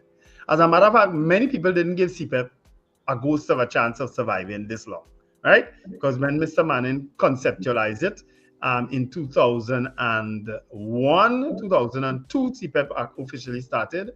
Many people thought it was just a short-term thing and it would end right there. It would end a quick death. But the then PNM government under Mr. Manning saw the value in it in terms of making entrepreneurs of people, and of course, so that they would also explore other avenues of doing business and so on, right? Which quite a few people who got contracts back then did. You understand? So they weren't solely and totally dependent on it. Okay. When the government changed in 2010, as I said, under Dr. Munilal, he also offered it to members of parliament, which is how even PNM members of parliament were able to recommend people for contracts in the area and so on. And so it continued. So I don't know if that policy will hold. We'll wait and see. All right, let's take the call. Ms. Sampson, good morning to you. Good morning. Wasn't URP here before CPEP? What does URP do? What's the difference between URP and CPEP? Doesn't they do the same thing? Seriously? Yeah. No, it's not the same thing. Oh, yeah. Okay. URP is a completely different program. When UNC win, everybody win. Yeah, okay. Yeah, Ms. Sampson, I love that statement. Yeah. Like it yourself with that statement. Everybody Right? was singing that song. Yeah. All right. Caller coming in. Caller, good morning to you. Yeah, good morning, gentlemen. Morning, caller. Brother, You're breaking up. You're breaking up. Change your position quick. You're breaking up. All right, you hear me now? Yes. Yeah, go ahead. I'm saying if a mother is having the most lavish breakfast while the children is having bread and cheese, I find something is wrong with that. But it might be legally right. If a government is telling the workers that they can't get 4%, but you take in 47%, that might be legally right. But conscionable, it is wrong.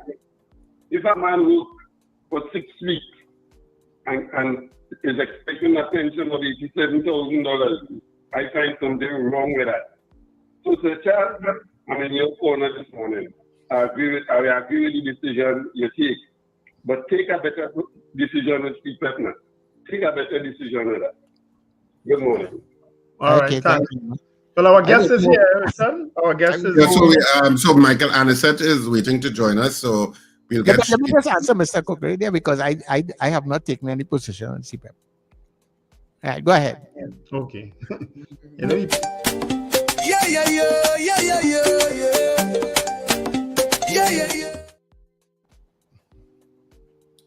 Good morning, Mr. Annisette, and thanks so much for joining us on the Breakfast Show. Is he hearing us? Good morning, Mr. Annisette. I hope he is. Looks He's frozen, isn't he? Yeah, he's having internet problems. Yeah, he's speaking. Oh, okay. Yeah. Hello, morning. Are you hearing me? Yes, we are. Hello? Yeah, we're hearing you. All right, okay. All right, okay, will do. I am hearing you on. All right. Okay, great. So thanks for taking the time to speak with us this morning. We appreciate it. Mr. Annisette. It's always my pleasure. All right. Let's get straight into it now. We could start off with the CPEP issue and the 10,000 plus workers that have been have been mass laid off because of the termination of CPEP contracts. I know you had an opinion on it, and what's your take on how the government dealt with that issue? All right. As I said, that the approach, in my humble view, was the wrong approach in the context of the affected workers. If you have to deal with the contractors, and I have no issues if contractors is in breach of A, B, and C, address that.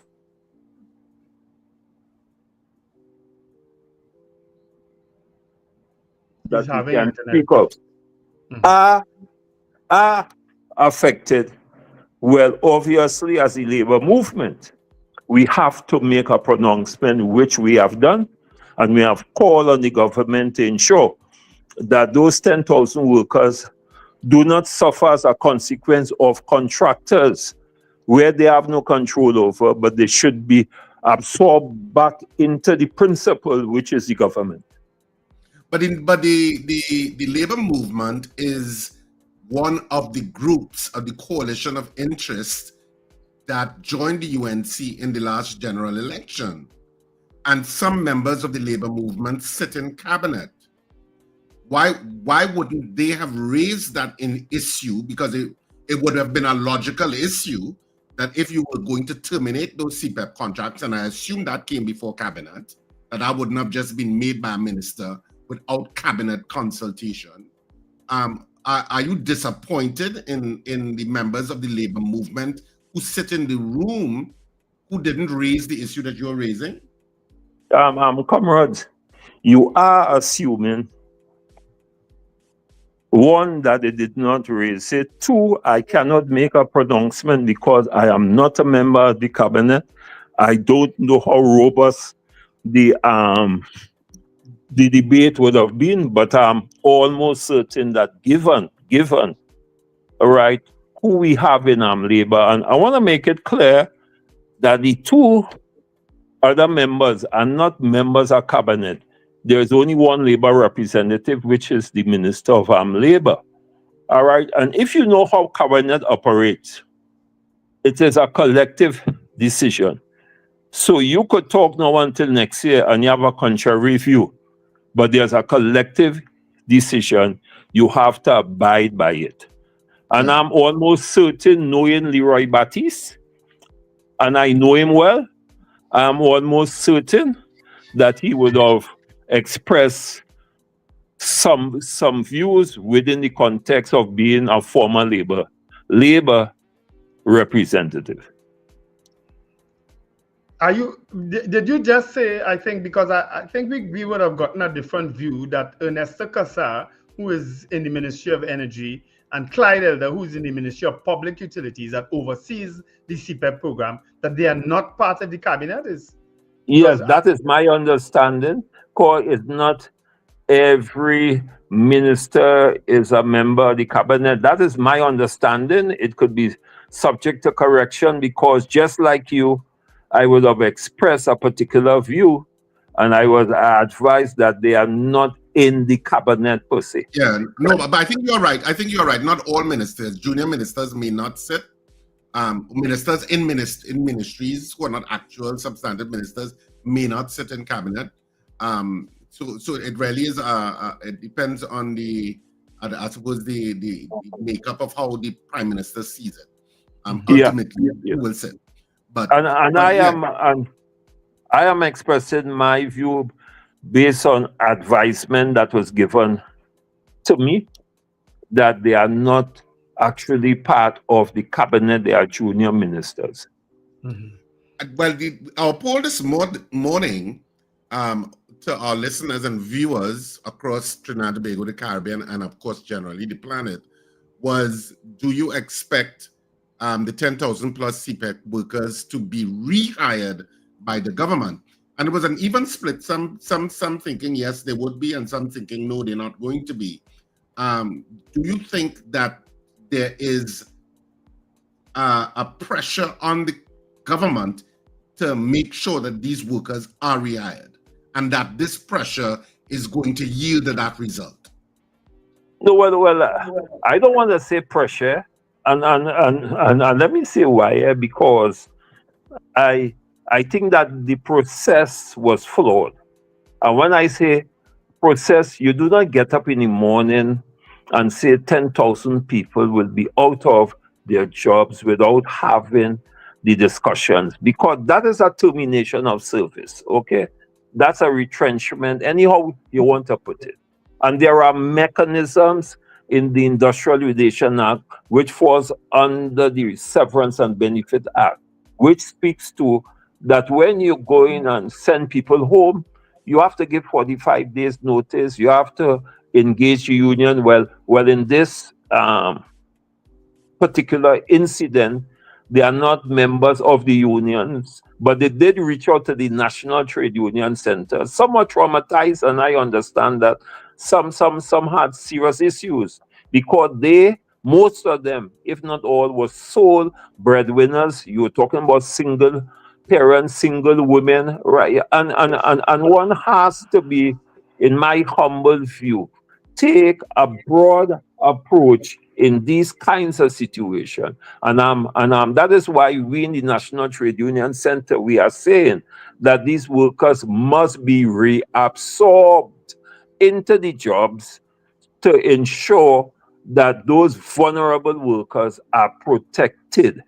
And that is what we are saying. And we believe that the government, because we're talking about a people-centered government, right, must take that into consideration. And therefore, we would have expressed a view from the National Trade Union perspective, and our view was that you need to reabsorb those workers back into employment, but more importantly, you need to restructure and revamp the CPEP program, because we believe it was a political football used by everybody, and set it up in a way where you can grow skill sets of those workers and then use them in much more what I want to call productive economic spheres, so that they can develop and make a positive contribution to the society. Mr. Annisette, I'm seeing here a couple of people commenting that minister in the Ministry of Public Utilities, and of course a man well known in the union, would have made a comment that CPEP workers are collateral damage. That comment apparently is being attributed to Minister Clyde Elder. How do you respond to that? No, that is an unfortunate statement. And then you see, one must never forget your morals. And you cannot say workers are collateral damage. What do you mean by that? What are the implications? That because an employer who is a contractor, for whatever reason, does something wrong, where the worker has no control over, that worker must suffer the penalty of whatever ills or corruptions or whatever thing that the contractor was involved in. All right, that the worker must suffer as a consequence of that. Unfortunately, I beg to disagree with my comrade, and I will say publicly that is an unfortunate statement. And in my humble view, as a trade unionist, I, Michael Annisette, would not have made such a statement. Okay. Another thing that you would have commented on, Mr. Annisette, was the issue of board appointments in terms of the structure and maybe the racial composition of them. Those are my words, of course. And I know that you would have raised that as an issue, and the Honorable Prime Minister did in fact respond by saying Rome wasn't built in a day. In terms of other board appointments to come, you care to shed some more light on that? No, well, listen, my approach will continue to be that where there are issues, you don't necessarily have to agree with me that I believe are fundamental to the question of taking the country to another level. It is fundamental in the context of what we mean by when we say a people-centered economy.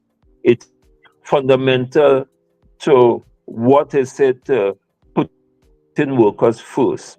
We in the National Trade Union Center share the view that where there's a recognized that union. Go ahead. You're gone silent for a little bit there. All right. Sorry about that. That institution or workplace or government entity and even the private sector, I dare say, must have a labor representative. Why? Because we see labor as an integral part of any development and any growth of any economy. And therefore, where decisions are being made that will affect the workers in our workplace, we must be able to have a position at the level to express labor views on those issues. It cannot be and it must not be that a decision is made and then handed down to us, or the unions are resigned to simply collective bargaining. That cannot be the approach if we're talking about building a new society where it is people focused, where it is workers focused, and where workers becomes the critical part of this society. And that is how we see it, and we believe that that is the approach that should have been taken by the government.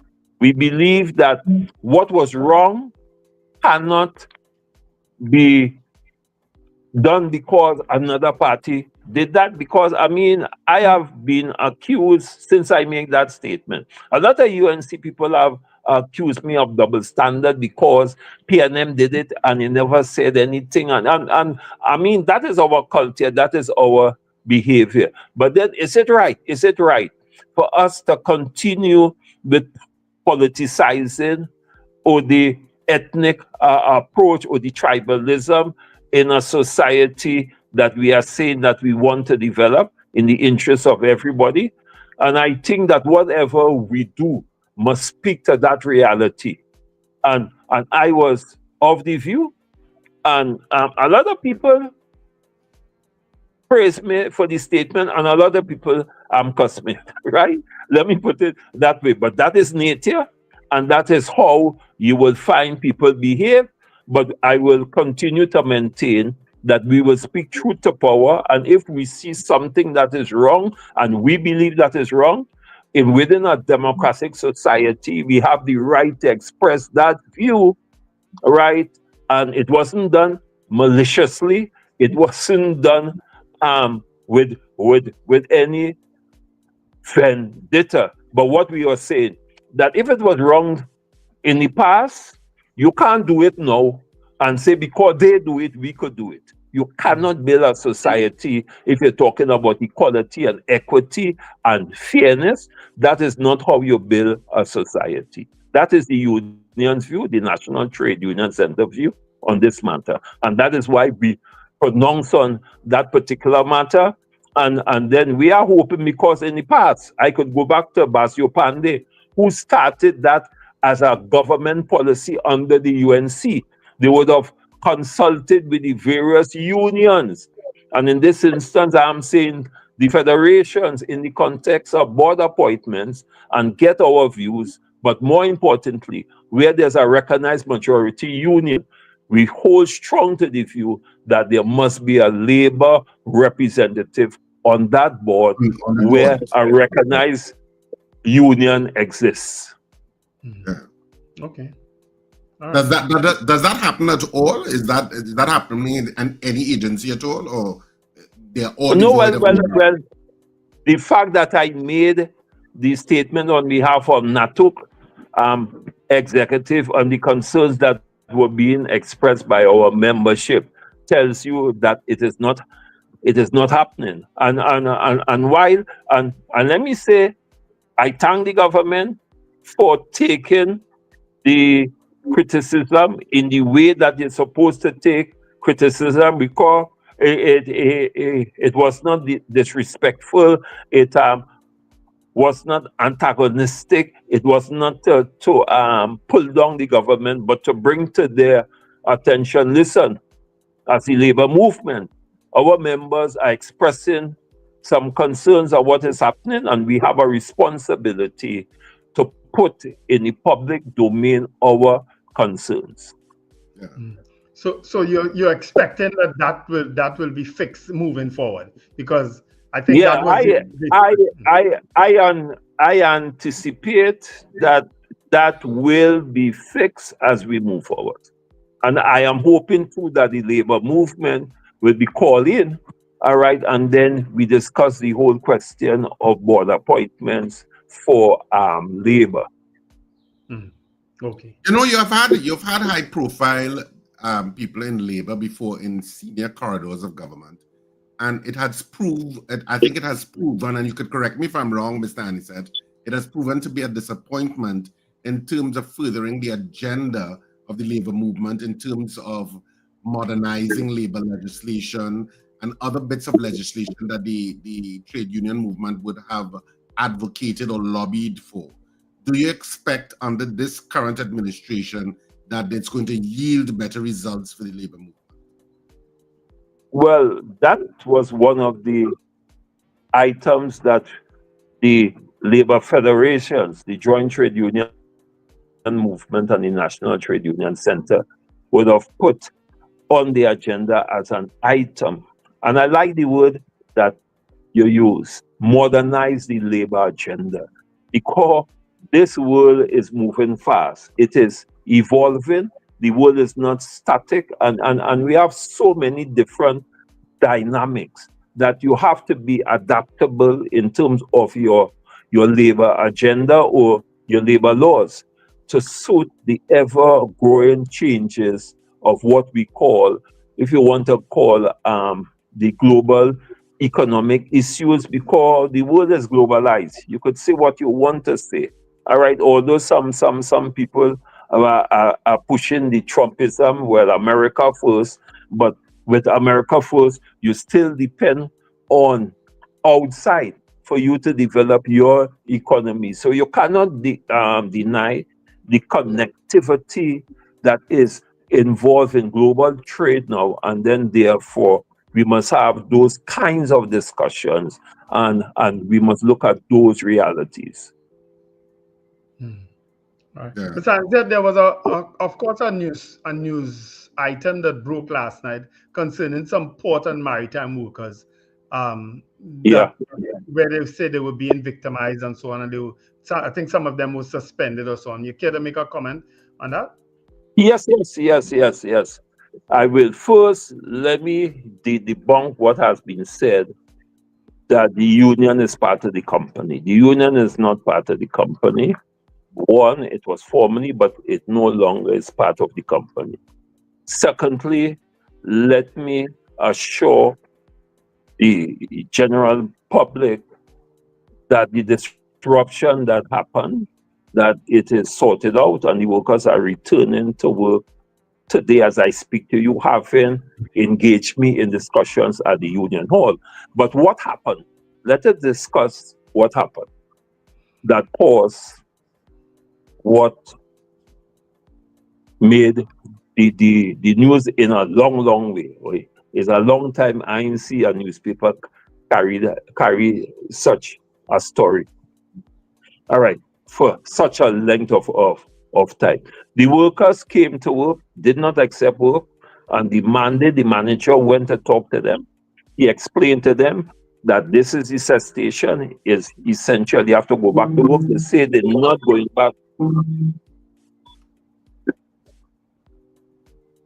So, and then they demanded a wage increase immediately. And let me put it on the table, they haven't gotten a wage increase for quite some time. And then you will ask the question, why? As I had to explain to the workers, which some of them are quite aware of, is that one, that we have been operating from since 1995. That is 30 years. And we have not gotten an increase of the monies that are paid to the company for handling those containers. So we still enjoying the 19, right? Remember what I said, 95 rate. And we are now in 2025. But notwithstanding that, we would have given 2 wage increases. And there was a downward trend in the amount of containers that comes to the cessation, and with the introduction of the scanner, it compounded the situation more. And therefore, the question of wage increases, as I explained to them, because I work out the mathematics, is and I will say it, well, I don't want to put it in the public domain, but we have been operating in a deficit situation, and therefore we would have used what I will want to call creativity and all the skills that we have to ensure that not a worker go home, notwithstanding the fact that the volume of containers would have dropped considerably. Right? Having said that, and as I told them, but you have a right to withhold your labor, but they say it was a day of reflection. I say, come on. We working on the port is an essential place, and therefore you cannot come to work. Say you ain't working and say you took a day of reflection. So the company had a responsibility, and they went and get labor in order to perform the function, because it had containers there that was waiting to be unstuffed for the consignees and the business community. And you cannot tell a business community that you cannot get your container or your goods, some which is essential for your operation because there's a labor. And what the company did, and quite rightly so, was to bring labor the Monday to ensure that the work continues if there's any disruption. But they went on and exercised their rights by issuing letters to the workers and telling them that while they respect their rights, but there's a formula and a channel in which to deal with your issues. And they said that you are suspended without pay pending the investigation into this matter, because customs was raising issues, and you have to demonstrate, right, in a situation like that you will take appropriate action. And as I told them, which they accepted, every action have a reaction. And if you believe that you have a right to come to work, don't accept employment and disrupt the whole operations, and the management team don't have a right to respond to that, well, then you're living in a fool's. Yeah, I think you get calls interrupting you. Oh God, yeah. You're living in a fool's paradise. So that the issue have been resolved, as I told them. We have been making representative from since Minister Enel was the Minister of Finance to up that rate, given the fact of what was happening in the economy, and that hasn't been done as yet. We are seeking a meeting with the Honorable Minister of Finance, who that the custom falls under, to bring to bear the reality that is happening and the fact that these workers have not had any increases over a considerable time. And therefore, there's a need to increase the fees that is paid to us for handling containers. So no one has lost their job as a result of that story. No one has lost their jobs as a consequence of that, because we would have done what we should have done first. Come and have the conversation, come and have the meeting, rather than cussing and crying on and making threats. You know, that's a cultural thing. You know, but you don't solve matters so. The only way you solve matters is when you sit down in a meaningful way and have the kind of dialogue that is necessary to understand. Because one of the workers told me, and I'm several of them, we want to be paid like port workers. I say, but are you working on the port? Do you handle containers? Are you aware that the port generates sufficient revenue in order to pay their workers and the port? The government, the past regime, have not implemented the 12% wage increase, right? And how do you compare on stuffing a container with working on a port that handles containers? And those are some of the misconceptions. Those are some of the talk and the conversation that does not have what I will want to call the kind of analysis and I'm thinking that is required. Yes, you need a wage increase, and I agree with that. Let me put that in the public domain, but that is dependent on government changing the rate, because just like you, we have been operating from since, as I say, 30 years ago on the same rate for doing the same containers, and we would have increased on 2 occasions those wages, one, and all the other ancillary costs that goes with running a company that we have to see. We have to give them safety boots, we have to pay for holidays, we have to pay for sick leave, and all the other. When they retire, we pay them a benefit, a retirement benefit. Those are cost items, right? We have to pay the government taxes, the green taxes, and all these kinds of payments that we have to make, but we are still operating on the 30-year 1995. Yeah. Right. And then that is the issue. So then when you point your finger at Michael Annisette and you cuss me, which I understand, because I'm a leader and I understand that, as I told them.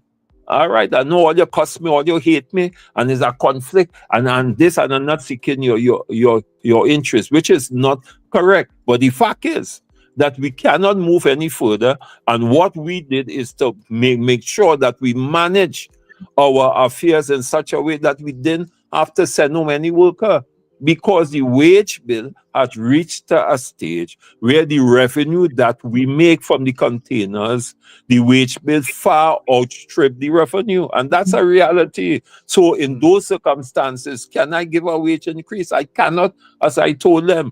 All right, and we have to wait until we engage the government, which we are waiting to do, the Minister of Finance in particular, to address that particular issue, to show the economic realities of what is happening in respect to the rate, and more so that if we don't get the volumes of containers, right, it would put us in a particular situation, which it has done.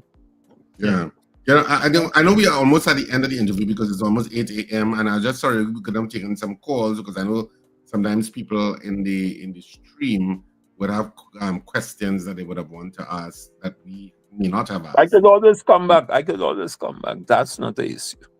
Yeah, well, we will have you back, because the issue of the workers and what's been happening on the well, not just the port, but CPEP, contract workers at WASA. Now we're hearing about workers at the TTRA. I'm sure it'll be a raging topic over the next few days. So we'll definitely have to have you back. Yeah. And then let me make the point for the dock workers too. that the issue of the 12% which the past regime, which was negotiated legally, right, is an issue that is top on the National Trade Union Center agenda and also the Seamen and Waterfront Workers Trade Union agenda. And there are intimations that the government will honor that agreement. All right. Thank you very much, Mr. Annisette. All right, well, Mr. Annisette, thank you so much for taking the time to speak with us. All right. No, the pleasure is always mine, always mine. Thanks, Sam, for the opportunities. And as I always say, blessings from the Most High and our ancestor as we try to build a better Trinidad and Tobago for everybody. All right. Thank you very much. All right. Of course, that was Mr. Michael Annisette, the General Secretary of NATUC. Weighing in on quite a few issues this morning, and we thank him for that. Right? Yep. Richard, you want to do 8 o'clock news and then we'll come back and close off? Wendell, you seem to have learned the format of the show. Good job.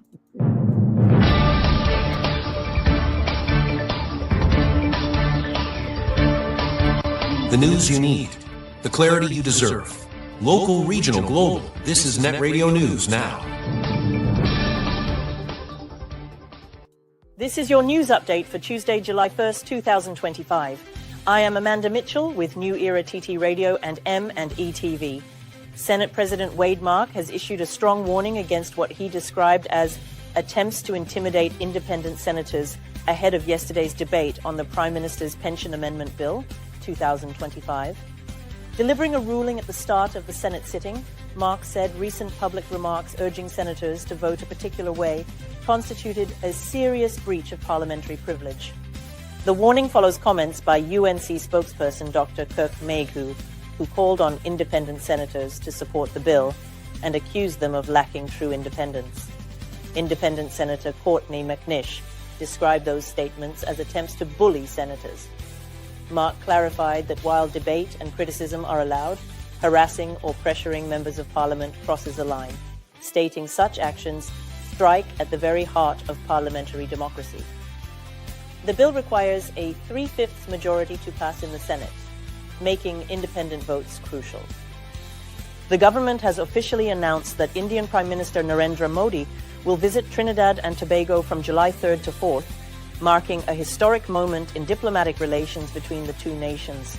The 2-day state visit aims to strengthen bilateral cooperation in key areas including finance, education, health, agriculture, energy, culture, and technology. Prime Minister Modi is expected to meet with Prime Minister Kamla Persad-Bissessar and other senior officials for high-level talks on existing agreements and new opportunities for strategic collaboration. This visit follows a series of international engagements designed to deepen ties between Trinidad and Tobago and India, two countries with long-standing historical and cultural connections dating back to 1962. The 2025 executive elections of the Trinidad and Tobago Police Service Social and Welfare Association were abruptly halted yesterday after the High Court granted an injunction filed by the Voices in Blue slate. Justice Frank CPEP issued the interim order hours before voting was scheduled to begin, following legal action led by Sergeant Wendell Warwick. The team challenged the eligibility of Assistant Commissioner Anand Ramasar, who is contesting the presidency under the equity slate, arguing he had already served 3 consecutive terms, making him ineligible under the association's constitution. The injunction bars Ramasar from participating until the court rules on his eligibility. The team also questioned the inclusion of Special Reserve and municipal police officers, saying their participation violates association rules and the Police Service Act. The National Trade Union Center is supporting the more than 10,000 CPEP workers affected by last week's mass termination under the UNC-led government. General Secretary Michael Annisette said workers must not be punished for the alleged misconduct of contractors and urged the government to absorb affected workers into a revised contractual framework. While supporting efforts to root out corruption, Annisette said it is wholly unjust for CEPEP workers to become collateral damage in the name of accountability. NATUC acknowledged the government's concerns about nepotism and poor governance under the previous PNM administration, but called for urgent and compassionate intervention. A 62-year-old man was beaten, and he and his wife were tied up during a violent home invasion in Barrackpore on Sunday night. Around 8 p.m., 3 masked intruders entered their GP Road home while the man was in the kitchen. One suspect struck him several times in the head before forcing the couple into their bedroom and tying their hands and feet using a bedsheet. The intruders stole 2 phones valued at $2,500, a wallet containing $300, gold jewelry, and $800 in cash. They escaped in the couple's white Nissan AD wagon, valued at $39,000. The victims later freed themselves and reported the incident to police, but the suspects and stolen items were not recovered. You are listening to news on New Era TT Radio. In international news, at least 20 people were killed yesterday when an Israeli airstrike hit a popular beachfront cafe in western Gaza, according to medics and eyewitnesses. The strike targeted Al-Bakar Cafeteria, an open-air venue frequently used by journalists, activists, and locals for internet access and workspace. Rescue teams are still combing through the site, where a massive crater was left behind. Eyewitnesses described a horrific scene with footage circulating online, capturing the moment of explosion and its immediate aftermath.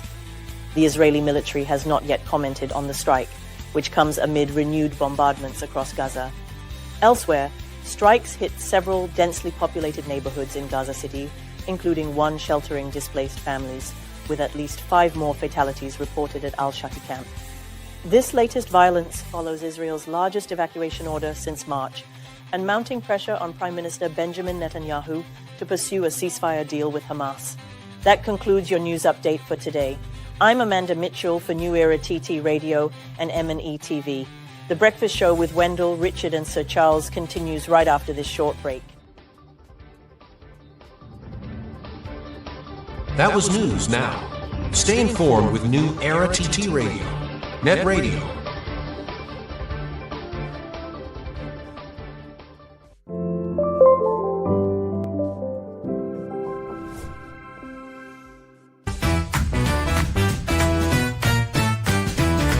Advertise with us on New Era TT Radio, the fastest growing streaming platform for talk in Trinidad and Tobago. Audio and video ads welcome. Elevate your brand with us. Connect with us at newerattradio@yahoo.com or call us at 299-5156. Now what are you waiting for?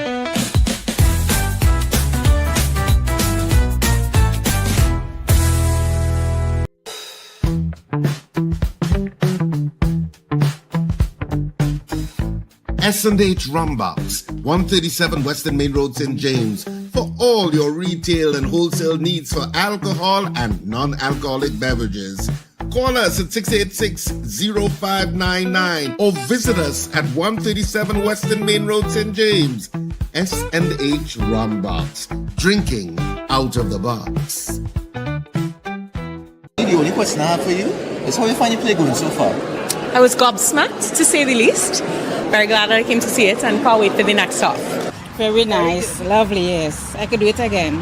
I think the play is fantastic, and I actually told my husband tonight that I think this is one of the most hilarious and phenomenal ones yet. Love that. So I was dying of laughter, and the plot is creative and fun, so I just think it's awesome. I find it is it has a twist, and it really is a game changer, right? Right. It's a game changer, like so it's a plus. How was the show tonight? Oh, it was fantastic. It's really good. Fabulous actors. Yes, we do. It was a fabulous night. My husband laughed very loud. It was exciting. It was excellent. I must say it was a refreshing look at real-life aspect of a marriage. I find it was excellently portrayed, I must say.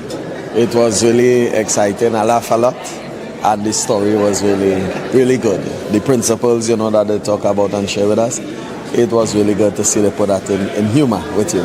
Have you heard? The hilarious adult comedy comedy Married in Mischievous is coming to an end. Where are the last shows? I'll tell you. Port of Spain. Final 2 shows at Queen's Hall on Friday, July 4th and Saturday, July 5th at 8:30 p.m. And our absolutely last show is on Sunday, July 6th in Sapa, San Fernando. Tickets available in all usual outlets in North and South. Don't miss the comedy that everybody is raving about. Check RSRR Productions page on social media. And remember, strictly adults only. It's a bacchanal. And it certainly is a bacchanal, and you should not miss it. Of course, tickets are available everywhere. If you're going to the Queen's Hall shows on Friday night and Saturday night, and these are our final 2 shows. I know some people have come to the show several times. Yes, it's that good. You can get tickets at Electronics in Arima, Jabili Rawi in Tunapuna, Tony's Florals in Valpark Shopping Plaza, K Squared Fashions in Brentwood Mall, East Gates, and West Mall for the Queen's Hall show. And for the South show, the one show on the Sunday, you can also get tickets at K Squared Fashions in C3 Center, and of course at Brentwood Mall in Chaguanas too.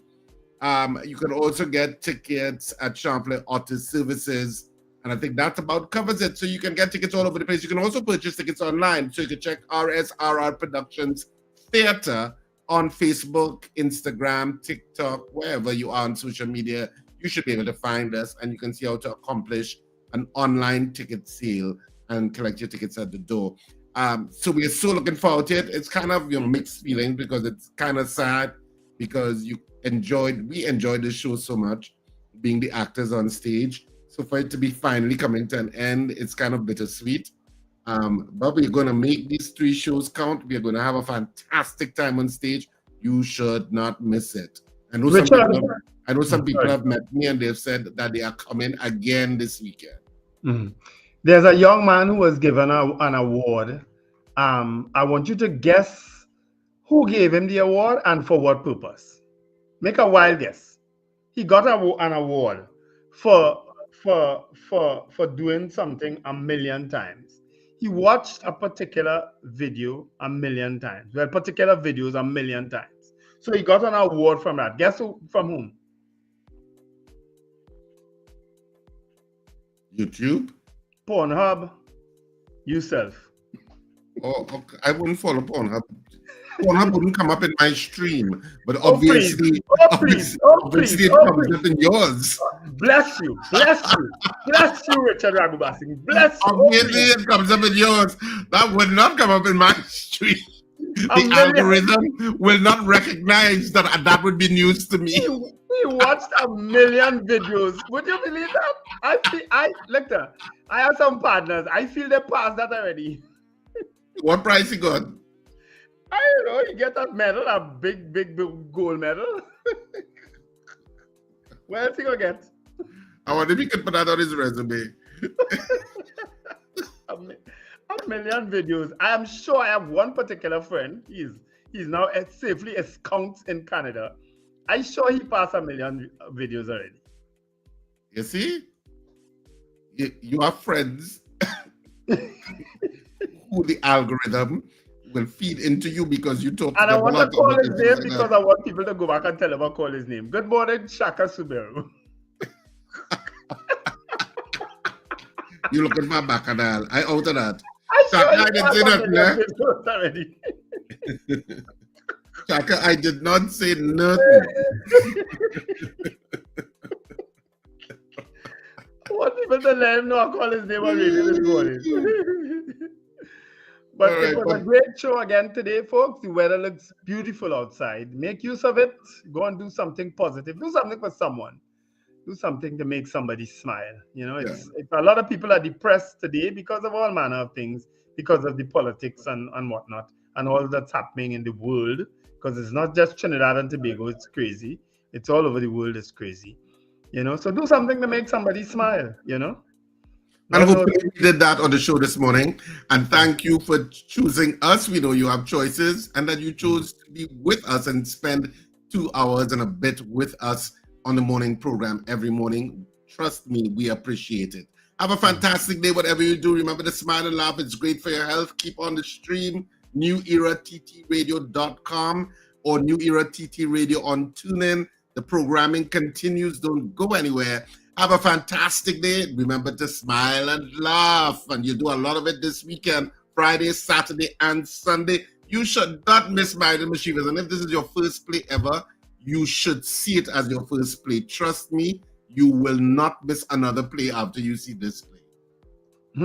True. Folks, have an absolutely wonderful day. Remember, it's one life. You got to live it. And this has been The Breakfast Show. Yeah, yeah, yeah, yeah, yeah, yeah, yeah. Yeah, yeah, yeah, yeah, yeah, yeah. Wake up, it's a brand new dawn. The Breakfast Show got the vibes turned on. From Maracas Bay to the Savannah line. Let's start the day in Caribbean prime. Oh, good vibes rolling through the air. The Breakfast Show